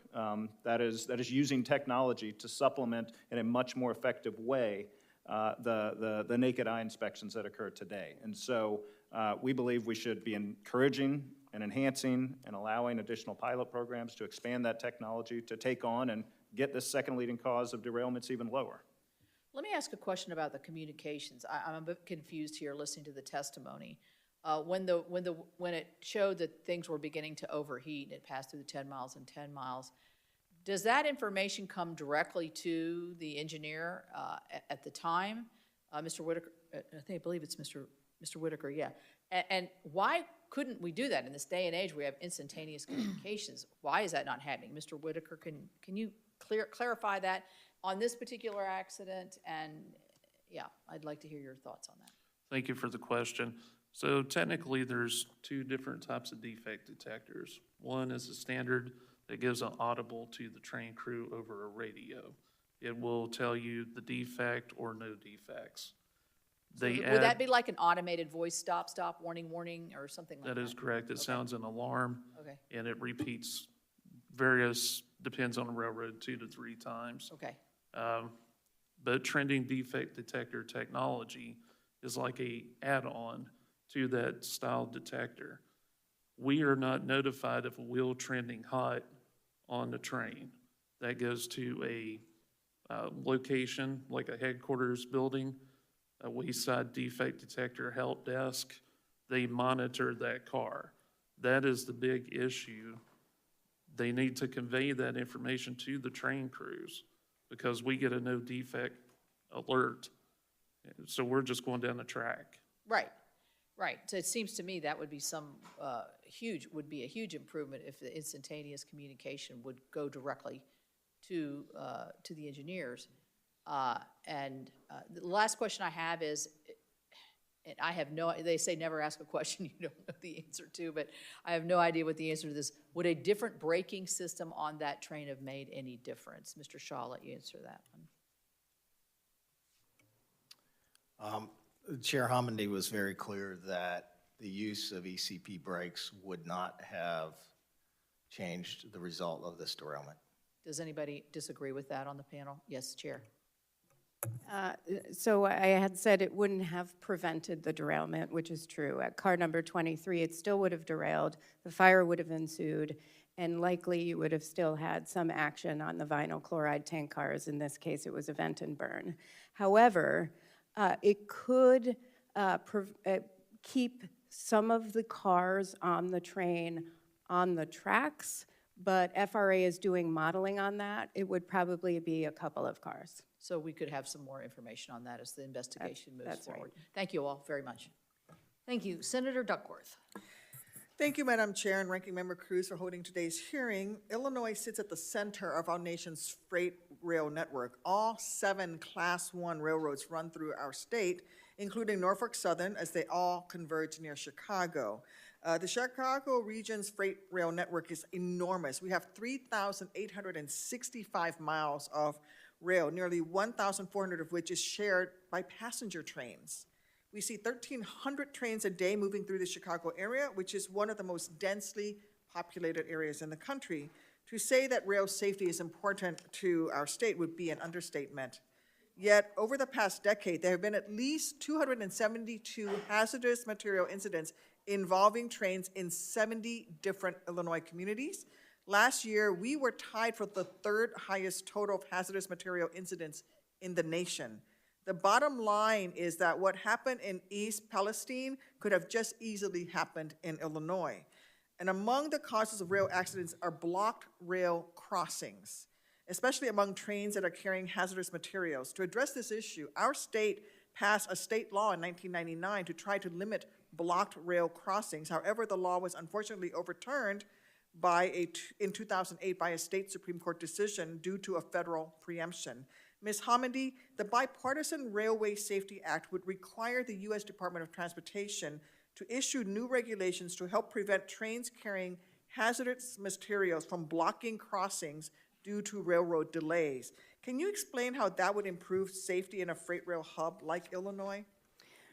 Senator, the NTSB has not weighed in on the blocked crossing issue. We don't have a recommendation on that, so it's not something we've looked at. You don't have an opinion on what a train with hazardous materials in it blocking a rail crossing? I think it can be a safety issue, certainly for first responder access to areas in communities, and having high hazardous materials could be an issue as well. Thank you. Over my objection, as well as that of Senator Durbin and others among the Illinois congressional delegation, the Surface Transportation Board recently approved a merger of Canadian Pacific and Kansas City Southern. This merger will likely result in more and longer freight trains through the Chicago area, particularly the northwest suburbs. Ms. Homendy, without asking you to comment on the recently approved CP and KCS merger, can you explain the safety risks that could arise if a rail company injected more and longer freight trains, some of which may be carrying hazardous materials, into an already crowded rail corridor like Chicago with such a densely populated area? Yeah, I will say for the East Palestine train, that one was not a particularly long train in our opinion at the board. The one in Springfield was a very long train. It was a 2.55 mile train. You have workers who have to maybe go back and inspect, stop and inspect an axle, and if you're walking back 2.5 miles, that is a lot with your equipment on the crew, with the equipment, and potential safety issues, as well as higher gross tonnage on the train, which is a big safety hazard. Thank you. In 2021, the Federal Railroad Administration recommended penalties for 7,300 regulatory safety violations it found after inspecting railroads, hazardous materials shippers, and rail car lessors. Of those, 3,400 were assessed civil penalties for a total of $12.3 million. This is an average of $3,600 for each assessed violation. That same year, Norfolk Southern's net income was approximately $3 billion.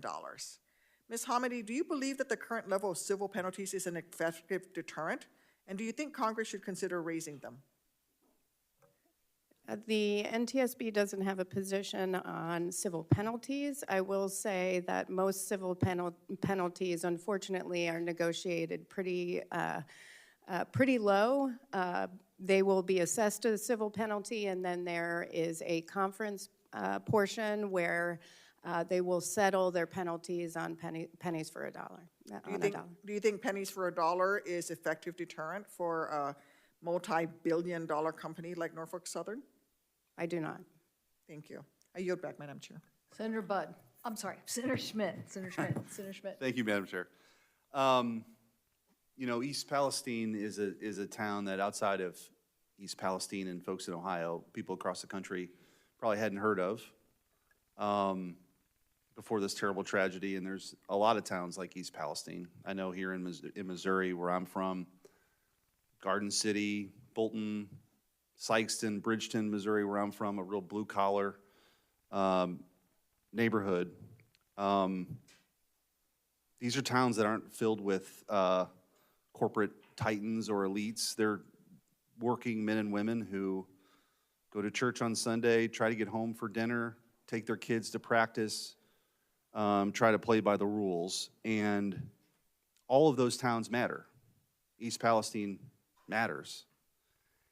And instead of showing up in towns like this, and specifically East Palestine, this administration demonstrated that they didn't matter. Joe Biden still hasn't showed up to East Palestine. He's been to Ukraine, but not East Palestine. Pete Buttigieg, it took 3 weeks for him to show up. And I think so much of this, in addition to the things that can be improved, is a lack of attention from this administration that the people of this town, for whatever reason to them, weren't worthy of an appearance, of letting them know that we're going to support them. And so I think that one of the reasons, in addition to obviously the toxic chemical spill, that this has become such a big issue, it's demonstrative and shows that this administration is completely out of touch with what I'll refer to as flyover country, places like Missouri, places like Ohio. It just didn't matter, the Biden administration. And what's worse than all of this, I think, is that this accident was foreseeable, avoidable, preventable. And so, Mr. Shaw, I want to ask you, is it true that Norfolk Southern's accident rate has nearly doubled in the last 10 years, and at least 20 of those derailments since 2015 have involved chemical releases? Is that true? Senator, thank you for your question. East Palestine does matter. I've been there a number of times, and I've visited with the community leaders. I've been in the homes. People have invited me to their business. I've been in the schools, and I've committed the full support of Norfolk Southern. I hear you. You've said that, and I have limited time, but my question to you was, has the accident rate doubled in the last decade? Senator, I am not aware of that.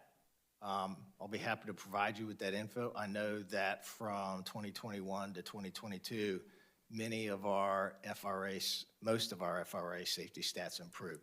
We will continue to get better. We are going to learn from this accident, and that's my commitment, is I will lead Norfolk Southern and the industry to better safety practices. Well, I would hope so, and you know, I think understanding and we're happy to educate you on those statistics that we have at our ready about how the accident rate is doubled, because there's a lot of folks who live close to railroad tracks. I do, and there's a lot of folks wondering what exactly is going to be done to make sure this doesn't happen again, in addition to the things that need to happen to address the concerns at East Palestine. I did want to, with the remaining time that I have, Chair Hamady, as you know, in the aftermath of this incident, many in the media and in this administration were quick to blame the previous administration, President Trump, for not moving forward or rolling back regulations. However, those arguments have been dismissed by including the USA Today and even the Washington Post, noting that none of the regulatory changes made during the Trump administration at this point can be cited as contributing to the incident. Can you clarify to the committee today, I know you've made statements about this, just to clarify, that whether the regulatory rollback that took place under the Trump administration was responsible for this tragic incident? I am not familiar with the all of the regulations and actions taken on those regulations from that administration. What I will say is, with my comments were with respect to electronically controlled nomadic braking, and there were a lot of comments about how that would have prevented this derailment, Yeah, I think which is not accurate. Right, that was specifically cited by Pete Buttigieg, who, by the way, is not here again.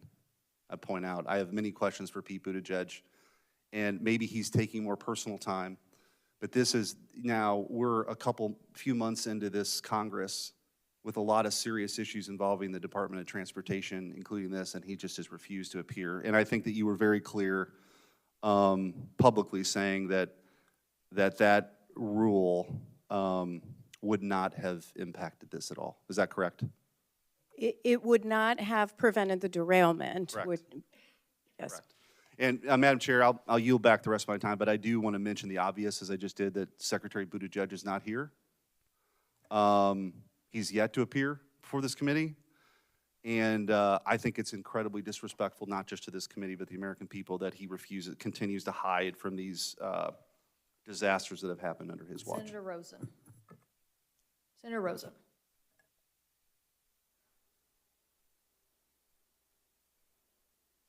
Thank Senators Brown and Vance for working together in a bipartisan way to ensure that a tragedy like East Palestine derailment never happens again. And also we have to think about preventing future accidents, how we can be proactive. So in addition to transporting hazardous waste, we also transport nuclear waste by rail. And the events in East Palestine should be a wake-up call for all Americans that it's time to address how we transport hazardous materials in this country. For Nevadans, the transportation of hazardous waste to our state by rail is something we've been fighting since the 1980s. For over 30 years, we've opposed the Yucca Mountain Nuclear Waste Disposal Project, in part because it would require transporting 9,500 rail casks of hazardous radioactive waste in 2,800 trains and over 2,600 trucks from across the country to Nevada. This is a major transportation safety crisis waiting to happen, putting major metropolitan areas in 44 states, their railways, and millions of Americans at risk. We already have an aging rail system, and consistent shipments of heavy casks of nuclear waste will cause wear and tear on our railroads and could lead to the kind of disaster we saw in Ohio or worse. And so, Chair Homendy, can you talk about some of the dangers of transporting this kind of waste, nuclear waste, could pose to our nation? And even though I, along with all the Nevada delegation, are committed to ensuring that Yucca Mountain never moves forward to become a reality, I still want to ask you if you're prepared to address nuclear waste spills that could happen as a result of shipping waste on aging rail lines through American cities to places like Yucca Mountain. Well, I will say I do believe that there are some more protective measures for moving spent nuclear fuel. However, there isn't positive train control on, say, that last mile for Nevada. And I will also mention it would be disastrous if something did occur. On our resources, we are pretty strained. The NTSB has 12 rail investigators, and we have 4 pipeline and hazardous materials safety investigators. We need to increase our investigator levels, but that requires additional resources, which we've asked Congress, and the President's budget would accomplish our request of $145 million for 2024. Well, when it comes to safety, we should be investing in that. And I want to carry this a little bit further because can you talk to us? You said that the positive rail control systems, they're not in Nevada. So we hope that would tell us if that would be beneficial. And can you also tell us, are the trains carrying nuclear waste? Do they have their wheel bearings checked regularly? And what kind of regular checks are you doing to be proactive as we may be transporting some of this additional hazardous waste across the country? They would be checked regularly, but I would have to defer to Mr. Jeffries on the exact requirements for those train inspections. The federal government has established strict standards for transport of spent nuclear fuel and has determined that the railroads are the safest mechanism for doing so. I know my team would be happy to sit down with you and your team to talk about the specifics of the requirements there, but it is something that we would take with the utmost of seriousness, the responsibility that the government has delegated to our industry to move those cars with the highest level of safety. Thank you. I look forward to talking about that because I want to be sure that we're being stringent enough. And I want to move to another topic, very important to Nevada. It is reliable freight rail for our tourism economy because Nevada, we're the nation's leader in tourism and hospitality service. It's a sector that relies heavily on freight rail to bring in goods from out-of-state partners to support our industry. And the Interstate 15 corridor, which runs from California to Nevada, it is crowded. It makes it difficult for trucks to move efficiently, and it makes reliable freight rail service along the corridor all that more important. So, Mr. Jeffries, how do you think Congress can support a more reliable freight system that moves goods quickly but still promotes safety as its core priority? Well, thank you for that. We're a service provider at the end of the day, and if we're not providing good, reliable service, then we're not doing our jobs. And I think the pandemic and the associated supply chain challenges really illustrated that. The railroads have been making significant progress on the service front. And as Mr. Shaw mentioned and I mentioned in my opening, significant hiring efforts continue. We're at our highest level of employees that we've been in over 3 years. And really it's about taking things to the next step. We've seen the Amazonification of the world. Folks want to know exactly where their things are, exactly when they're going to get there, exactly when the pepperoni's going on the pizza that they've ordered, when that's going to be delivered. And so railroads need to work to provide increased visibility into where their shipments are to their customers, increased predictability, and those efforts are underway, and there's some exciting things on the horizon. Thank you. Thank you. I yield back, Madam Chair. Thank you. Senator Fisher. Thank you, Madam Chairman. The East Palestine train derailment has increased our public awareness of rail safety concerns, especially for trains that are moving through very rural, small communities like those in my home state of Nebraska. This committee takes rail safety very seriously. Modern technologies can enhance railroad safety, especially in how rail cars and tracks are inspected. Mr. Jeffries, can you explain how a two-pronged inspection system using visual and automated track inspections can improve rail safety? Thank you for that, and thank you for your efforts on rail safety. You're exactly right. A two-pronged approach to track inspections is the appropriate path forward. So as we've discussed, autonomous track inspection tools allow for not only a continuous inspection of track as a train goes over it, but at a much higher level of sensitivity, a much higher level of effectiveness, has been found to be 90% more effective in identifying flaws in the track before they become serious risks. And several pilot programs have been in place with some of our railroads at the FRA. Unfortunately, literally had to sue the FRA to expand those pilot programs and recently won in court the ability to do that. It's a shame that it took that level of effort for a proven safety technology, but it is a two-pronged approach. ATI doesn't catch everything, and it doesn't do every job that a human inspector does. So we absolutely still need the human inspection capabilities, and hopefully our inspectors are also spending more time addressing found anomalies than using the naked eye walking the tracks. And again, there's a place for both, and it's a complementary approach that I think will result in a much higher level of safety, which should be the ultimate goal for everybody. Yeah, that is the ultimate goal. That's what we're trying to get at here. So what's impeding the use of those automated technologies throughout the whole rail network? Right. Well, we're going to take things step by step as we deploy this technology, for one. But two, we need a regulatory environment. We need a regulator that promotes innovation, promotes technology, promotes pilot programs, identifying new ways of doing things, allows you to build a data set, so you don't have to go to court. And let's have the opportunity to experiment with things. Some technologies may not work out. Others may prove to have dramatic safety benefits. Let's build the data sets that then we can objectively analyze in partnership with the regulator to advance safety. Okay, thank you. Mr. Shaw, as you're aware, the current law dictates common carrier obligations that railroads must abide by. Specifically, railroads must transport any freight under reasonable terms, including hazardous materials.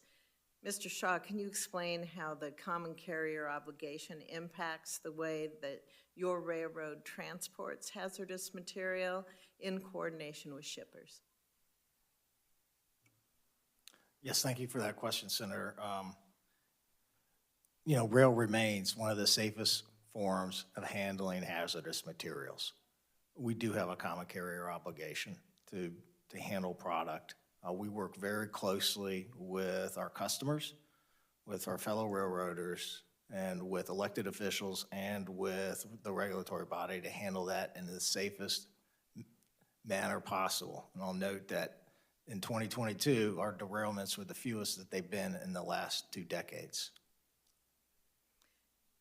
What obligation do shippers have, if any, on maintaining their rail cars that transport these hazardous materials? Senator, as you know, there are many components of the Vance-Brown bill that we fully support.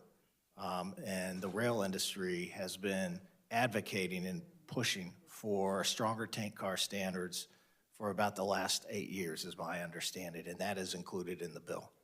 Okay, thank you very much.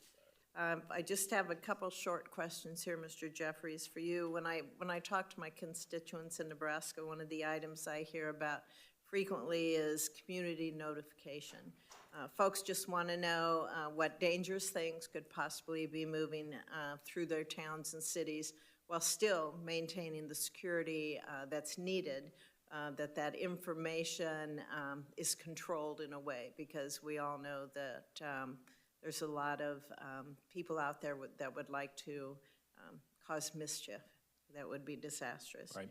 In the FAST Act, which I helped to author, it added notice requirements that we did it in a way that provided first responders the information they needed, again, ensuring that the local actors wouldn't have access to that.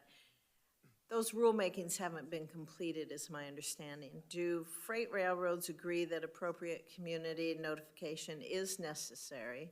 And what part do they play in ensuring that communities do have that information? It is absolutely necessary, and we 100% agree with that assessment. And you're right, the rule was supposed to be done, I think, a year after the FAST Act, and so it's 7 years overdue. We didn't wait around. We developed our own mechanism to get information into first responders' hands.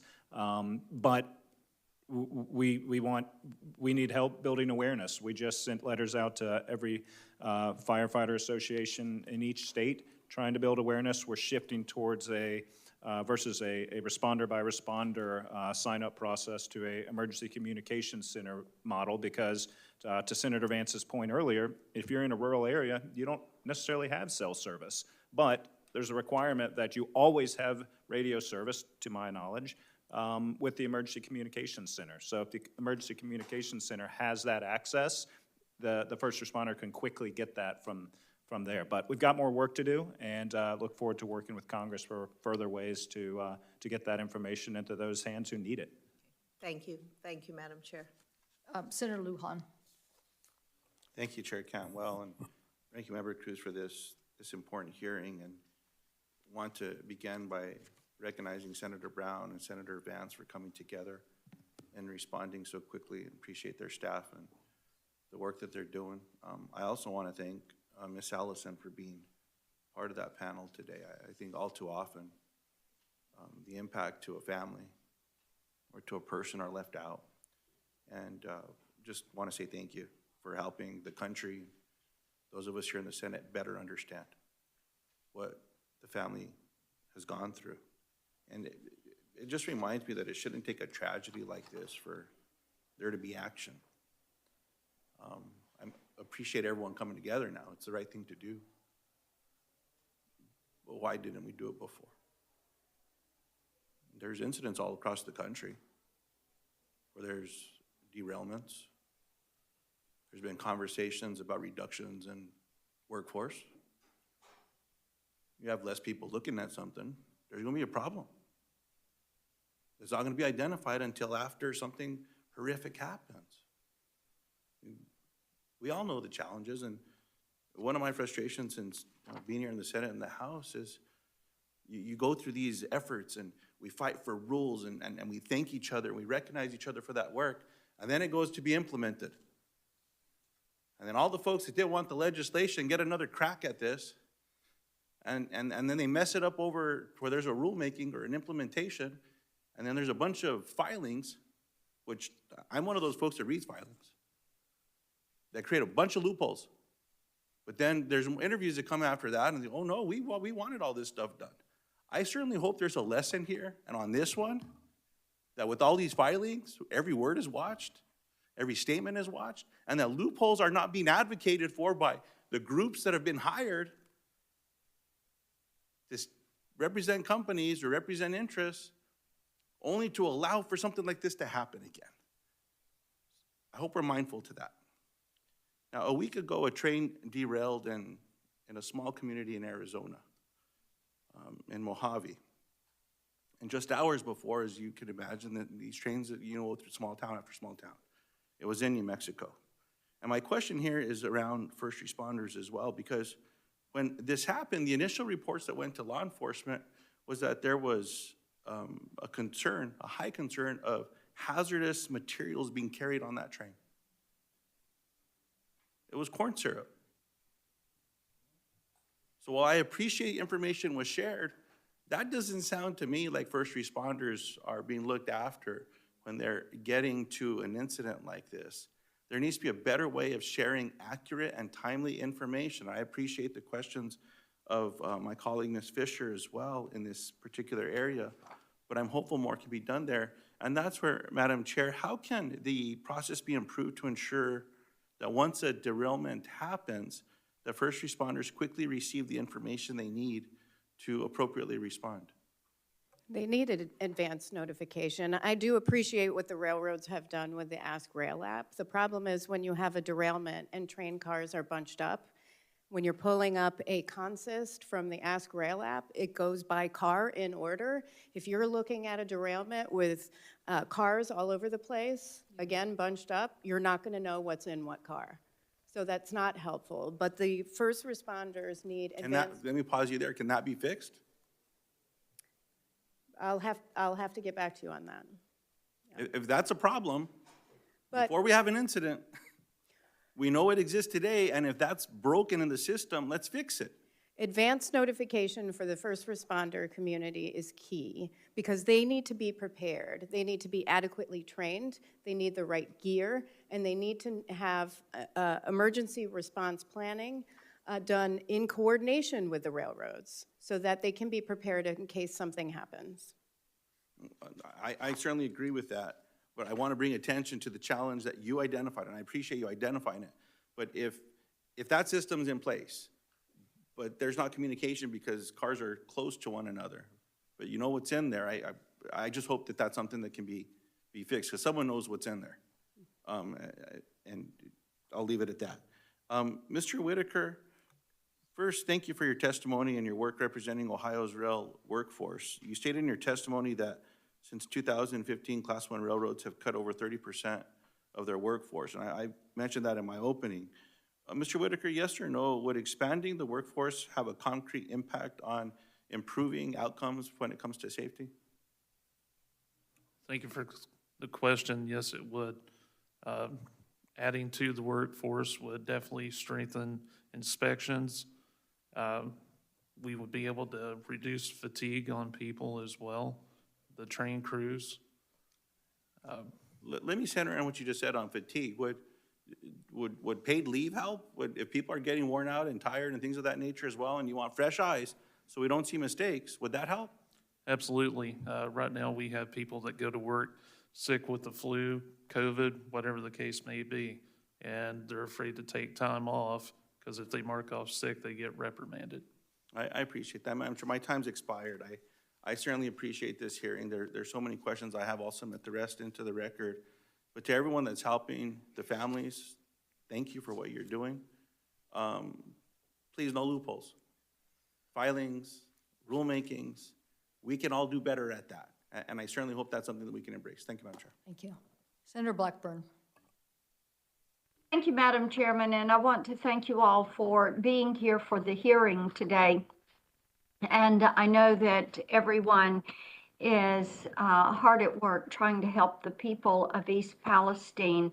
I so appreciated the governor's remarks at the outset, and I know that my colleague, Senator Vance, has really worked hard to bring some attention to this community. Chief Comstock, I want to come to you. It is my understanding that the AAR, in partnership with emergency management agencies in Sumner County, Tennessee, piloted the addition of AskRail data to their emergency management dispatching system. And following the derailment there in East Palestine, firefighters were on the ground for 90 minutes, but could not access the AskRail app to get information about what substances were on board the train. Ms. Homendy did an interview in which she said that none of the first responders actually had the app on their devices at all. So can you give me a little bit more information about how the AskRail app may have been used and whether first responders are making effective use of the app, and what are the requirements around using that app? First of all, thank you for the question. With respect to requirements to use the app, I am not aware of any. As to the effective use of the app, I asked my own department members as to how many are using that app presently. I will tell you I have that on my phone, but I found that 50% of the firefighters had that app, a much higher percentage with respect to our department's officers. I know on one of the complicating factors at East Palestine was the fact that the rail cars were off the track. They were bunched up in a ladder-style formation. Keep in mind it was night. You had burning cars and smoke, so it was, and some of the placards had burned off. It was, and you have to try to use that at somewhat of a safe distance. So it can be difficult. I think it is a good app, but it can be used more. We need to have better education. That goes hand in hand with the training that we've discussed and advocated for. I also would add this with respect to technology. There are apps that I have on my phone that when a car flips, the OnStar information or others will be relayed to the app. One example is I Am Responding /Rapid SOS that gathers technology, sends it to my dispatcher. My dispatcher gets that to me on my phone. So en route to a motor vehicle accident, I know that the car's flipped 3 times, the airbag's gone out, and that it has information about that car, whether it's electric car, things that I have to be worried about. So I should be able to get that information about trains, I think.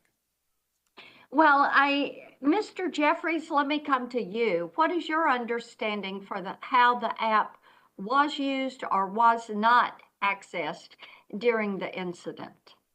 So based on what I've read, I believe it was accessed, but I don't have details by who and how.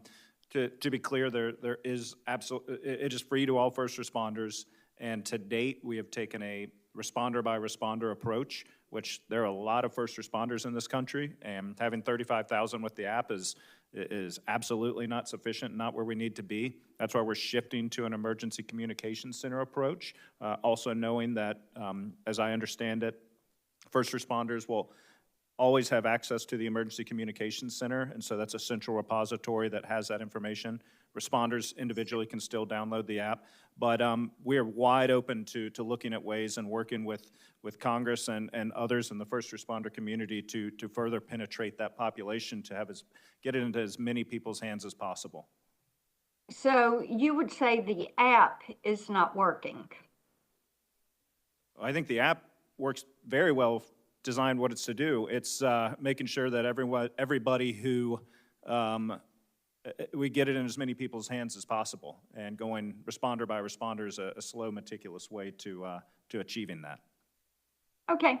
All right. Thank you very much. Thank you, Madam Chairman. Yes, Senator Hickenlooper.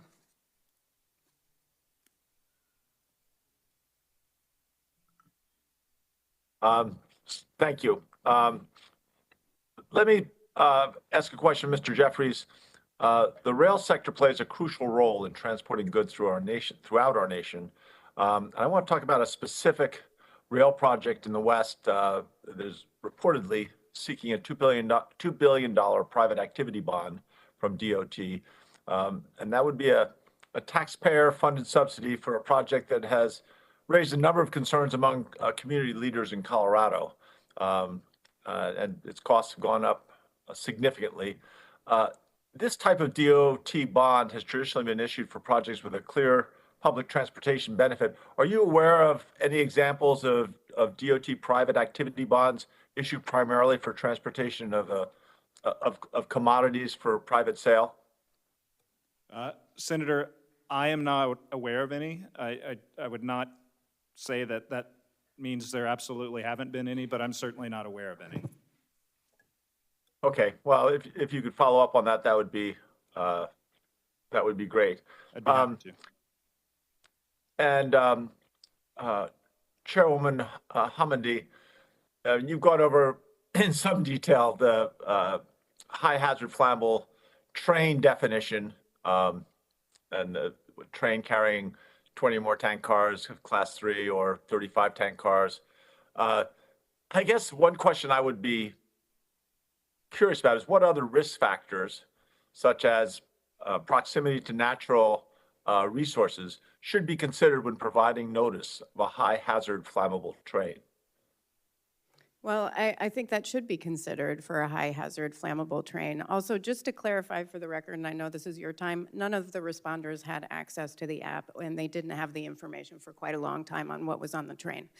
With that said, Senator, for this one, I do believe that environmentally sensitive areas and sensitive waterways should be considered, especially for routing of trains and for protections. Thank you. I appreciate that and agree. Chief Comstock, thank you and all your first responder colleagues for your dedication and public service. The images that we saw from East Palestine were horrific. Not just the environmental destruction, but I mean the homes, community, the lives destructed. The statistic I was shown says that hazardous material cars involved in derailments have increased 339% from 1986 to 2021.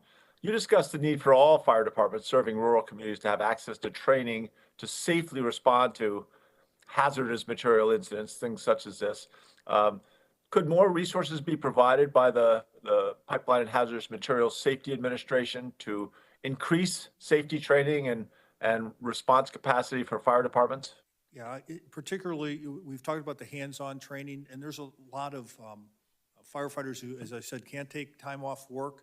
So we need to not only have the good hands-on, which I think the railway industry is looking at trying to increase, but we also need to find ways to deliver that to where the firefighters work every day. There's a lot of departments, particularly in these areas, that don't have those resources, so we need to be creative and find ways to get that to those departments in the rural areas, and that's whether it's going to be through the use of technology or through more home delivery programs like the NVFC is operating. That's how we're going to have to do it, but we need to devote more resources. And what role should rail companies play in ensuring communities have adequate resources to plan for, but also to respond to rail disasters? Well, they're going to have to play a major part, and it's going to have to be a partnership with everybody, who has an interest in this issue. We need to work with the railways; they need to work with us, and I think that's going to be a continued improved result as a result of this hearing and the derailment. Great, thank you, Chief. And Chairwoman Hamady, you agree with that response in terms of the participation of the railroads as well? Absolutely. We've had recommendations that are still open on ensuring that the railroads participate in local emergency response planning and helping provide resources, including appropriate training. Great. Thank you very much. Thank all of you for your testimony. I yield back to the chair. Senator Warnock. Thank you, Chair Cantwell. Norfolk Southern is headquartered in Atlanta, and it runs an extensive operation in Georgia that includes 1,700 miles of track, 600 bridges, 2,700 railway highway grade crossings, and a number of rail yards and transfer facilities in cities across the entire state, a multimodal state. That's a lot of Norfolk Southern rail in Georgia, and I can't help but see the accident in East Palestine and wonder what would have happened had we, instead of watching this in Ohio or witnessing this or experiencing it in Georgia. Mr. Shaw, can you give me and the people of Georgia confidence that we won't see an accident like this in Georgia?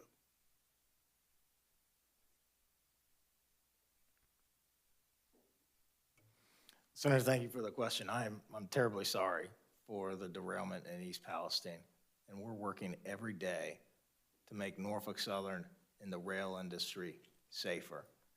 We've seen the preliminary results from the NTSB investigation, and we've made a number of enhancements to our own safety program in response. We've worked with industry to enhance safety and put in more safety features. And there are many aspects of the Vance-Brown bill that we fully support to enhance rail safety. We are a safe railroad. The number of derailments on Norfolk Southern was the lowest last year that it's been in the last 2 decades. Senator Warnock, I'm fully committed to enhancing safety for Norfolk Southern and for the entire industry.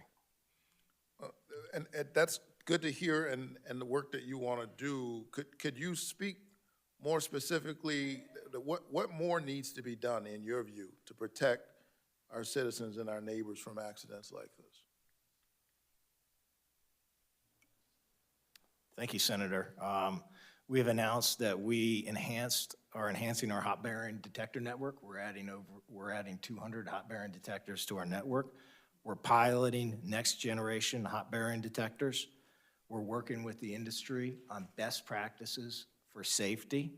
We are deploying more acoustic bearing detectors across our network, and we are installing a digital inspection portal that we are piloting with Georgia Tech outside of East Palestine to inspect passing trains and catch things that the human eye cannot catch. We will continue to invest in safety. We spend over $1 billion a year in capital on safety and over $1 billion a year in ongoing operating expenses.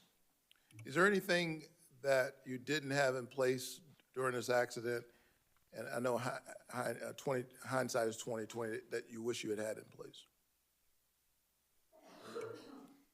You know, what I can point you to is some of the steps that we're taking now based on the preliminary results of the NTSB investigation. I certainly look forward to fully cooperating with the NTSB throughout the full investigation and look forward to their results.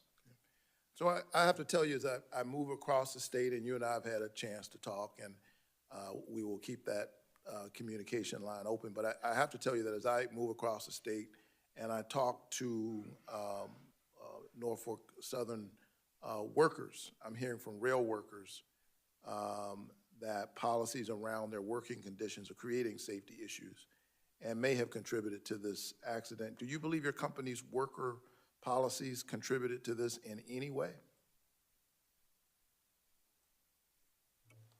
Senator, our policies are there to promote the safety of train operations.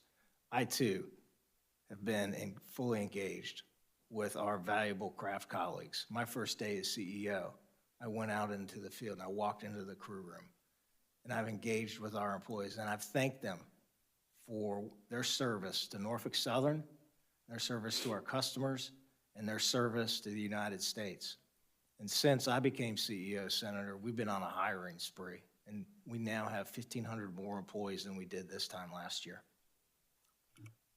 So how are you working with those employees and labor on any changes that you're considering? And what have you learned from the accident that might result in changes to your worker policies? Senator, I'm committed to improving the safety culture at Norfolk Southern and throughout the industry, and I have reached out to the heads of our two largest labor unions and asked them for their assistance and their input on how we can advance safety at Norfolk Southern. Great. Thank you so much, and I look forward to working with you and with labor and all of your colleagues to do everything we can and to make sure everything's being done to ensure the safe operation of our nation's rail infrastructure. Thank you, Senator Warnock. It's been an interesting hearing, for sure, a lot of information, but I'd like to get some clarity because we do want to move legislation in this area. I do want to start with some information, though. My state is definitely seeing, there's a debate here about are we seeing an increase in derailments. My state definitely, it's great that we had a witness who's actually a marketing expert because Ms. Allison said you can always take numbers and make them mean different things. So I'm just letting you know this is a 10-year window in my state. We've definitely seen an increase in derailments. And because we carry so much oil, it's always an issue for us in these communities. It goes through every area. So I wanted to start with you, Ms. Hamady, as it relates to legislation I originally introduced in 2015 saying let's get rid of .111s, and now in the infrastructure bill we got a 2029 date. This legislation says let's do it by 2025. Do you agree that that's the right? Yes, the NTSB agrees that we should move up the date and eliminate the DOT 111s from hazmat service, not just from Class 3 flammable liquid service, but all hazmat service in this train. We had 16 DOT 111s carrying hazmat. Only 3 of them, though, would be covered under that final rule in the FAST Act. Okay, do the rest of the witnesses agree? 100%. We filed jointly with shippers in 2011 to upgrade 111s, and following the 2014 rule, came to Congress because there was a 20-car loophole, there wasn't thermal protection, there weren't top fittings protection, so we're 100% on board. It's got to be done in a way that the manufacturers can achieve. I'm asking you whether you support the legislation to move the date to 2025. I support moving it forward as feasibly as possible. 2025? Whatever the manufacturers can make happen. Mr. Shaw? Yes, we support the component of the Vance-Brown bill for accelerating safer tank car standards. Okay, let's turn to other issues, if we could, on your investments. One of the things I want to ask you about, Mr. Shaw, is you've been talking about how you've had less derailments, but I'm pretty sure we've seen an increase in accidents. We think of 14%. And so this issue is about the number of accidents. Ms. Hamady was talking about this video issue of the DuPont accident. And so it doesn't matter, issues are issues. And at the same time period as this increase, 14%, we also have, you stated earlier that you invested $1 billion in safety last year. That was at the EPW hearing. However, data from your company provided to the Surface Transportation Board says you've cut network investments by 30% in just 5 years, And at the same time, accident rates increased by 60%. Meanwhile, the company made a record $4.2 billion in profits. So this is a discussion about, are we putting the right resources into the network? Are we putting the right resources, in your opinion?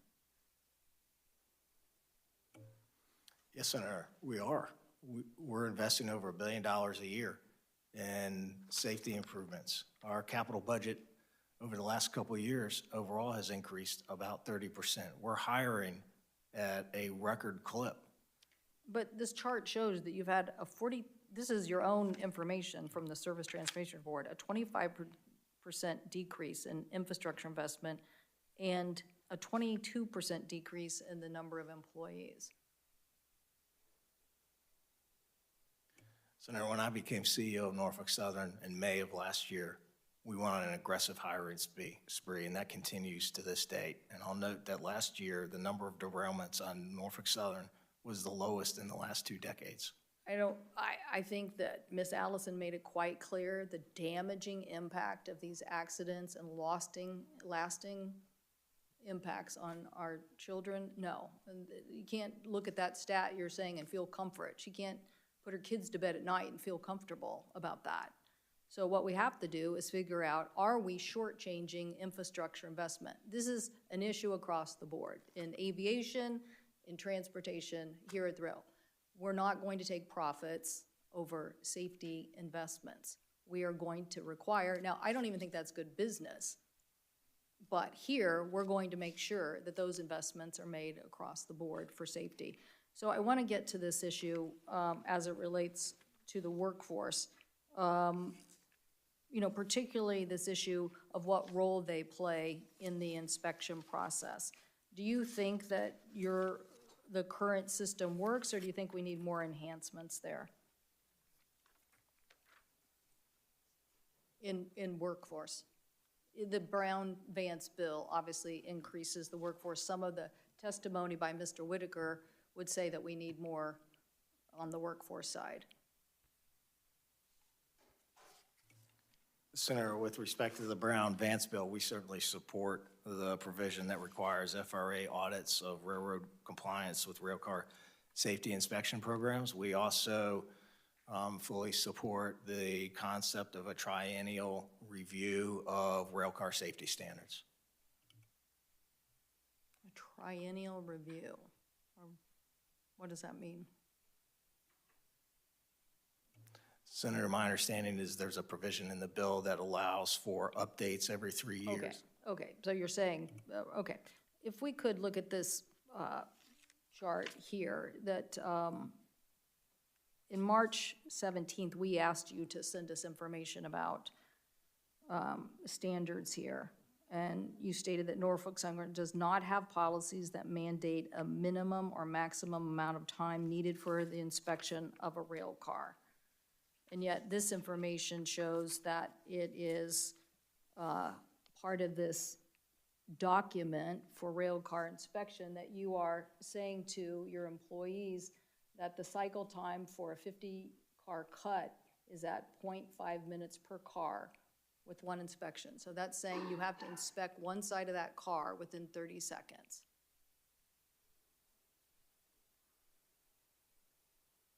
Mr. Whitaker, do you know about this? I'm aware of this issue here.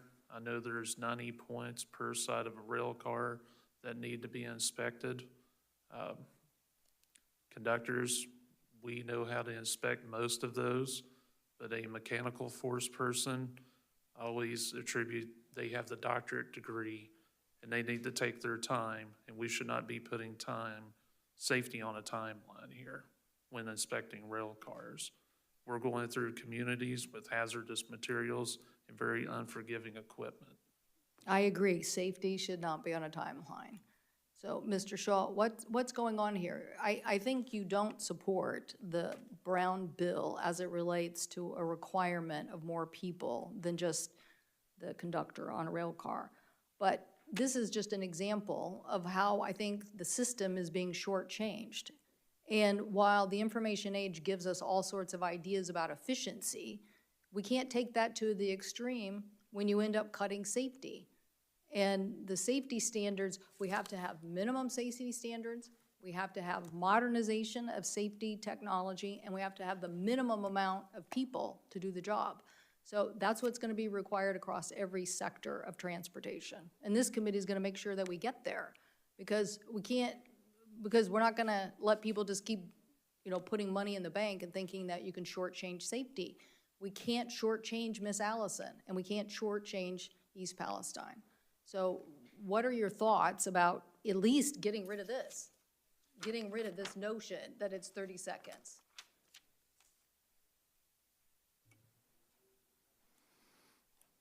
Senator, I'm not familiar with a minimum or a maximum on rail car inspection duration. We do support evidence-based approach to enhance safety and improve outcomes for the industry, for our customers, and the communities we serve. Well, maybe you can find somebody in your organization to get you this document, but it's clearly your document, and it's clearly what's being implemented. And I don't think it's the standard that we want, and I don't think it's a safe idea. Now, I'd like to go to this larger issue, which we might be able to get some agreement on. Mr. Comstock, in the underlying bill is requirement for training of local firefighting teams on dealing with this kind of material. Is this enough? Is there enough in there? Or do we need to put something in here about equipment? I asked the first panel about this. I think it goes hand in hand. I mean, I think we have to have training, but I think we have to have specialized equipment, whether it's for monitoring or suits. And I also raised in my initial submittal that we need second set of turnout gear. And the best example for everyday firefighting is we have one set of turnout gear. And when I have to wash that, I'm out of service.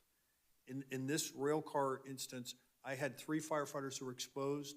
Their gear is contaminated. I can't use it. It takes 6 months to get replacement gear.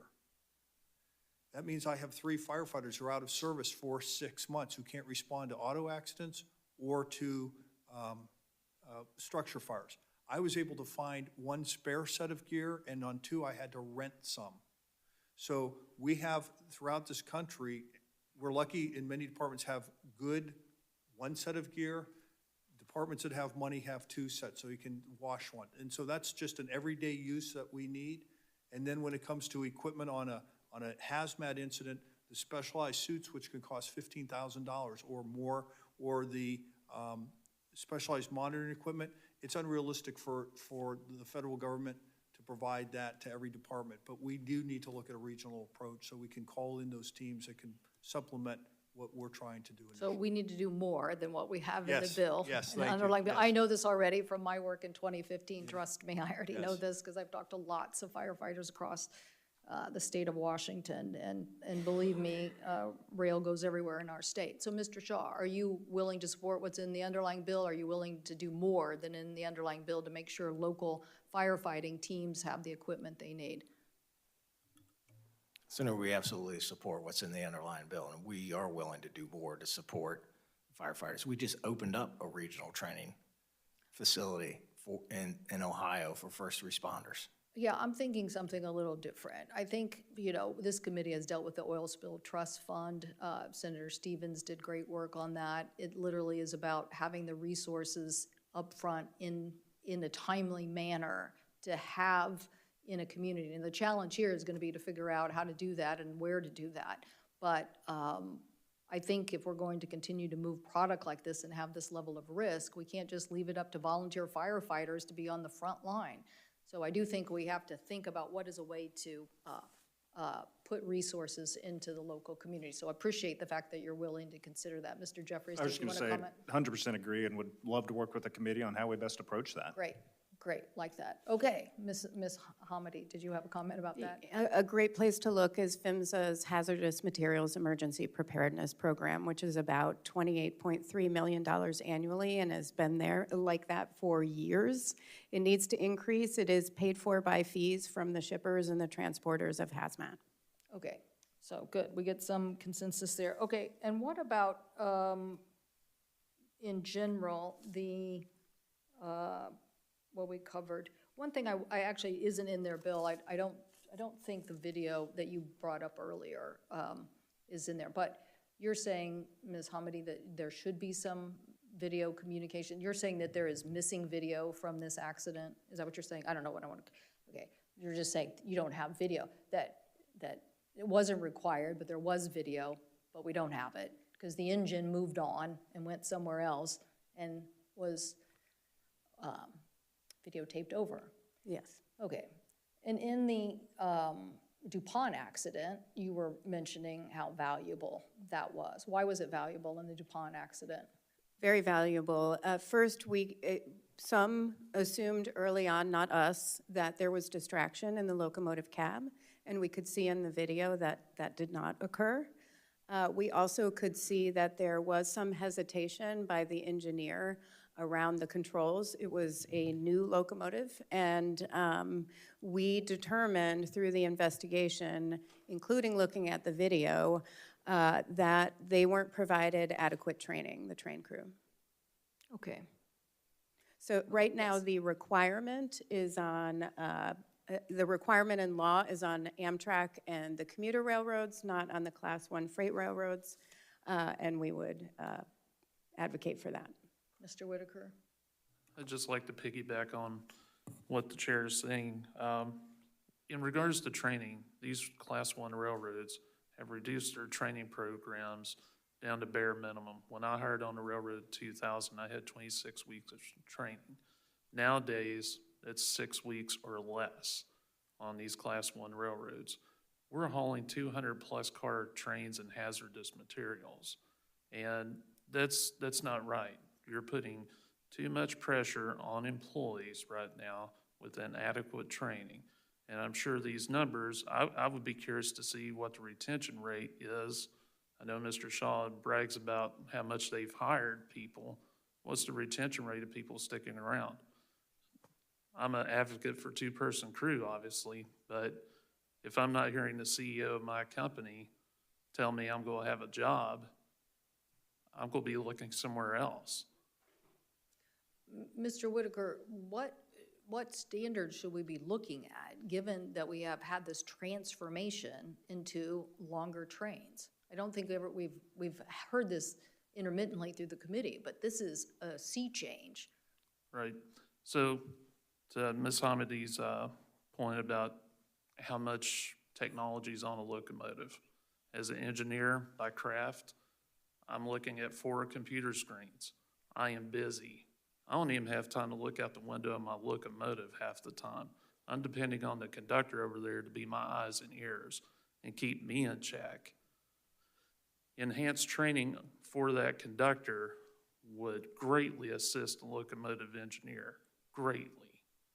And I think in the railroad industry as a whole, we've lost a lot of our expertise over the years because we have people that have zero railroad experience running our railroads. We could be so much more efficient and do so much better if railroad management would just listen to labor. We could move trains without incident. We can make things more safe, but they just gotta listen. What would you have done in this instance, do you think, given that we were talking about a wheel bearing? What I feel should have been done with the trending defect detector technology, and this is something going back to last year that I sounded the whistle on. We need to eliminate trending defect detector, keeping that information to ourselves in our headquarters. Okay, let's just take a chance. Let's move this train on down the line. That's what they're doing. What should happen? Wait, you're saying that they knew that this train had a weak spot? Is that what you're saying? Absolutely. You're saying they knew the train had a weak spot? If they're trending defect detector, according to the NTSB report that I've read, they've seen this car trend hotter and hotter over the course of 3 detectors, I believe. That information is going to somebody at Norfolk Southern, and they're not conveying that information to the railroad crews. Mr. Shaw, did someone at Norfolk Southern have that information? Senator, my understanding from the NTSB report is once the train hit the 3rd detector, which showed that we hit the threshold, then the crew acted appropriately. However, the the part had already failed. Why did you keep putting the car on is the question. I think Mr. Whitaker is saying you should have had a signal. Listen, this is definitely where this is where I'm going. I don't know, I'll have to ask Senator Cruz and my other colleagues where they're going, but I'm telling you right now, we are going to use transparency and technology and make sure that people are getting that information as fast as possible. We are going to use NTSB to help us hold the FAA accountable, and we're going to help them, as they are today, hold this accountable. We have to look at safety trends. We have to look at what's coming at us because they are telling us in advance. That's what technology can do, tell us in advance where there's a problem. But we can't ignore that because we want to make some more money. We have to go and say, we're going to make the investment and we're going to make sure everybody has the information, and that's how we keep on top of safety. Ms. Hamady? I would just add, so in Atlanta, Norfolk Southern has an advanced train control desk, and what they saw there at the second wayside defect detector was a non-critical alert. It wasn't a critical alarm because the threshold at the time was 103 plus about 10 degrees from underneath the train above ambient. And so they got a critical alarm at the last one, but by that time, the train was in the process of derailing because there is a little bit of a delay. The crew will get information, but at the train control desk, the entire train needs to move past that wayside detector before the train control desk has that information. With that said, they're also at the same time dealing with other trains that may have warm or hot bearings. So you're saying, I don't, Mr. Whitaker, what are you saying? That before this, knowing that the information was there, something should have happened on these cars, and somebody, if you would have had the information and the workforce would have had the information, they would have asked for some further inspection. Is that what you're saying? That is what I'm saying. When you're on a train and you're passing over a defect detector, if that detector senses a wheel bearing hits a threshold, we hear a beep alarm. That tells me as a locomotive engineer, all right, I'm not going to apply the train brakes on the train because I don't know what's wrong with them. I'm going to go into what's called dynamic braking, which slows the locomotive down and slows the train down. So I'm going to come to a safe stop, and once I clear that detector, it's going to tell me what's wrong. But in this case, if I see my tire pressure on my car losing air, I'm going to pull over and stop and check that out, right? If I own a railroad and I see a wheel heating up, I'm going to protect my investment, and I'm going to call that train crew. Hey, I know you're not meeting the threshold here, but maybe you guys need to stop and go back and check this out. It could be something, a handbrake applied on a car or a stuck brake, something that could be addressed right then and there. So once it starts trending, we need to stop and check it out, no matter if we don't even hit that threshold. Let's take the safest course of action. Thank you. All right, Senator Cruz, thank you. Do you have a follow-up for second round? Sorry, I kind of took my first and second round together, All but good.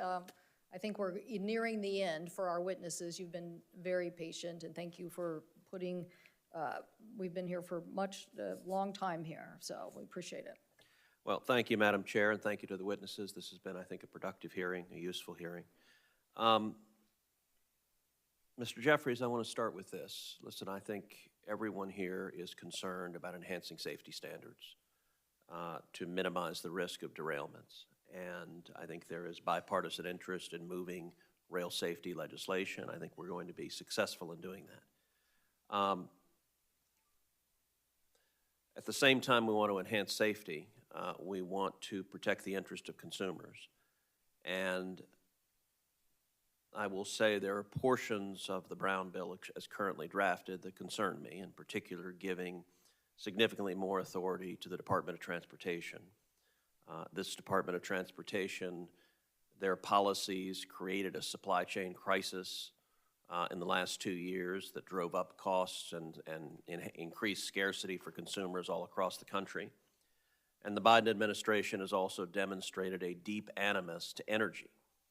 And I would certainly be concerned about giving Secretary Buttigieg the authority to make it significantly more difficult to transport energy in the United States and to drive up cost for consumers. In your judgment, Mr. Jeffries, what are the provisions in the current draft of the bill that concern you, and in particular, what could be the negative consequences for consumers of Secretary Buttigieg having too much authority to drive up costs? Well, thank you for that, and I very much appreciate the question. Contrary to statements that have been made, the AAR has not taken a position on this bill. Frankly, I think there's a feasible path forward on almost every provision in there. Now, your definition of feasible and mine may not be the same, but I think there's an opportunity to work together to try to get to yes. I think, the provision you're asking about is one that would apply, I think, upwards of 12 new rulemakings around any train that's moving at least one car of hazmat. Over 40% of trains move with at least one car of hazmat. Now, that could be a flammable gas. It could also be asphalt.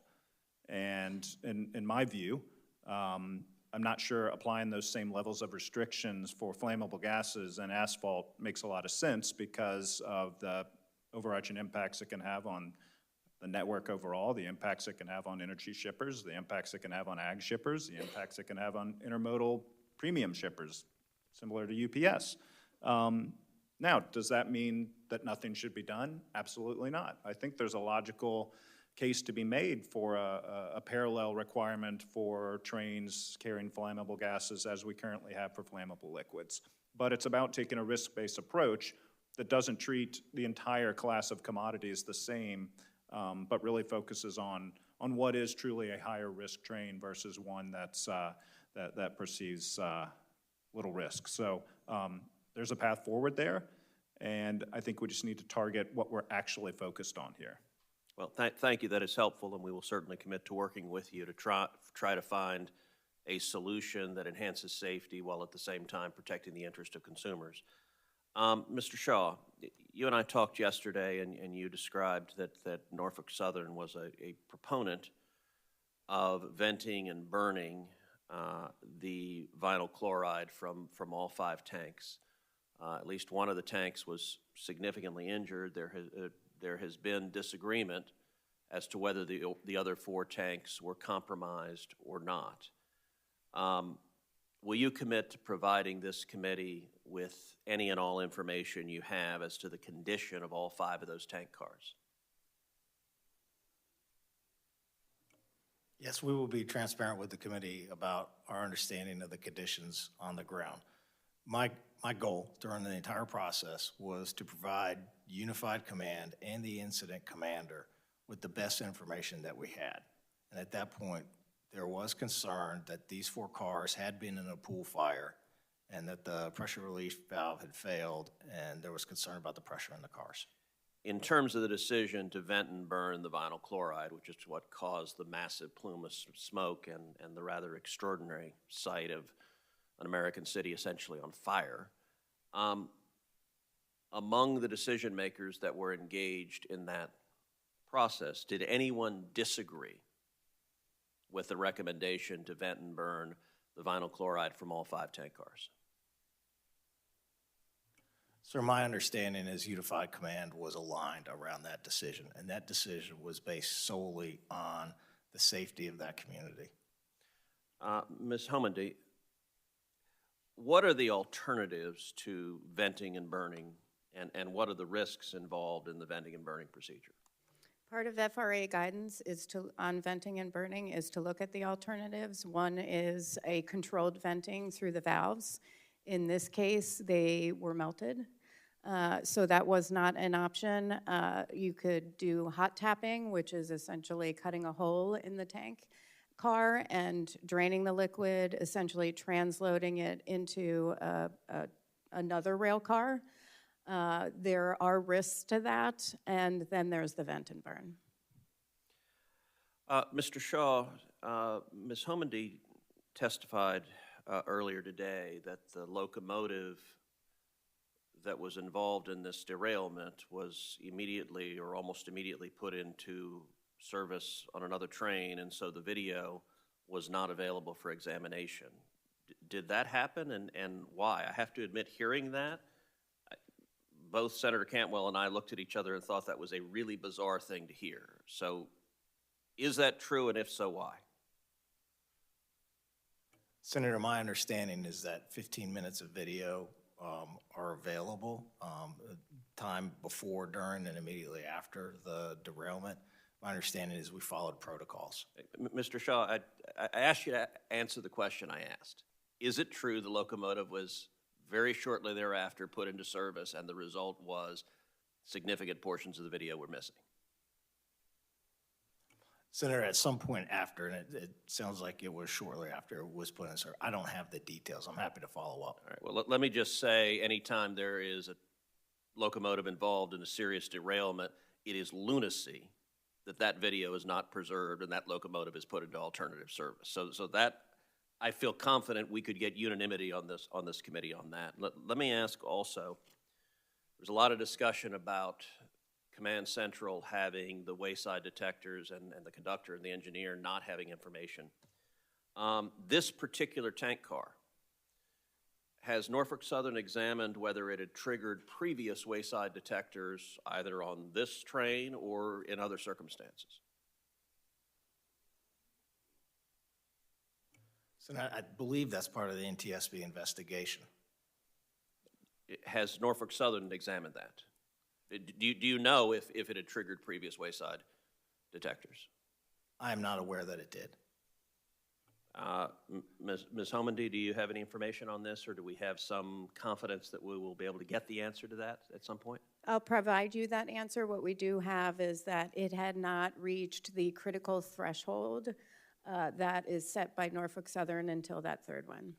Yeah, I'm certainly interested not just in the critical threshold, but the trending analysis and the shift that is less than the critical threshold, but could well indicate a problem before the derailment. We're also interested in that as well. Okay, final question. Mr. Shaw, I'm sure you heard Ms. Allison's testimony, which was powerful. She raised a very simple question about moms that are concerned about their kids. She described her 7-year-old who was afraid for his own health and safety. What is your answer to her and to other moms who are afraid for their health and safety in this community, and who, as she described, may not be able to move, may not be able to sell their house because their home prices have dropped? What is your answer tonight? What should she tell her child, her 7-year-old child, tonight? And what should other moms in that circumstance tell their kids tonight? Senator, I'm terribly sorry for the impact that this has had on the community, and I know that it's been traumatic. I was there during the vent and burn, and I saw this plume, and I know what it looked like. There's ongoing testing by the EPA, the Ohio EPA, and the Pennsylvania Department of Environmental Protection. They all show that the air is safe and the water is safe to breathe. There's millions of data points. There is still enormous concern within the community about 3 long-term issues. One is long-term health care, one is about property valuations, as you noted, and one is ongoing water monitoring. And so Norfolk Southern is working with relevant stakeholders, which include state and local authorities, on setting up funds to cover all 3 of those. How many families were impacted? Senator, there are 4,700 approximately folks in East Palestine, and then there's some who are impacted in Western Pennsylvania as well. So you had said earlier in your testimony that you've spent to date, if I got the number right, $24 million. You also noted 6,000 families altogether. Doing quick math, that's about $4,000 per family. Do you agree with Ms. Allison's testimony that home prices have dropped significantly, and if there's a mom scared for her kids, that she right now doesn't have any great options? Yeah, Senator, I understand your point. Our contributions to date are just the start, And what we're offering through the Family Assistance Center is that folks want to relocate, we will pay for the relocation fees.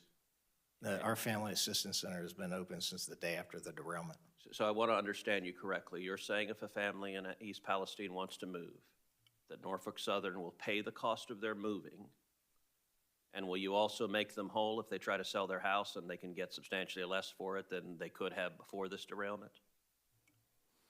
Senator, what I'm saying is that they want to leave their house for a while. We will pay for those relocation fees, and we are working with relevant stakeholders in a long-term fund for the property value assurance.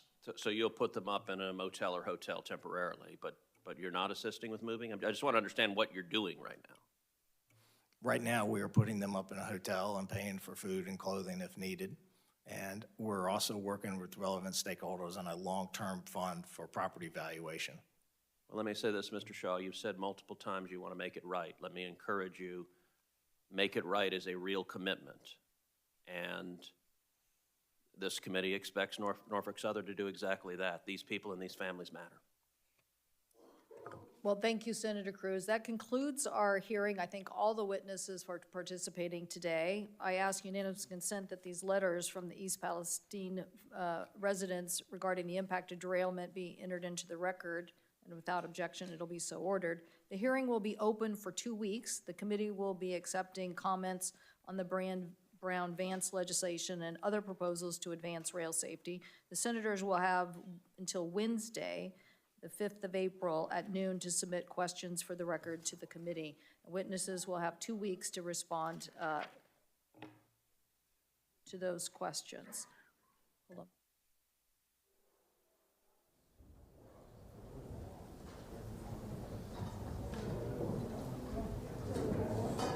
Okay, we're standing with those dates. The committee is adjourned. I just want to thank you.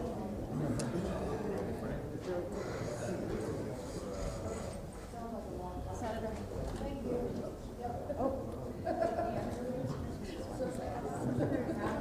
I know. Probably.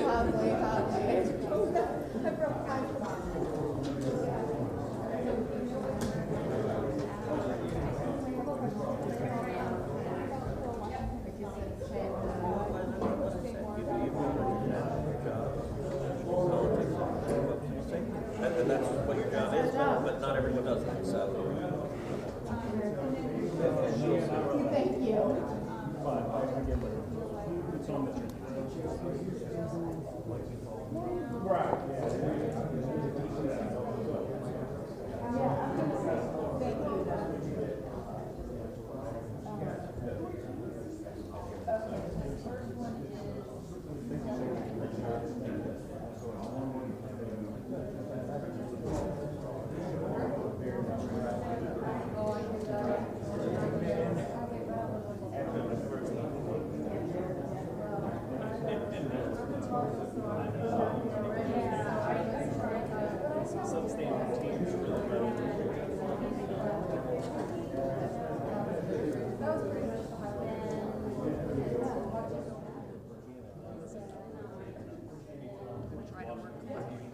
Do you have any timeline for when this committee might advance a bill?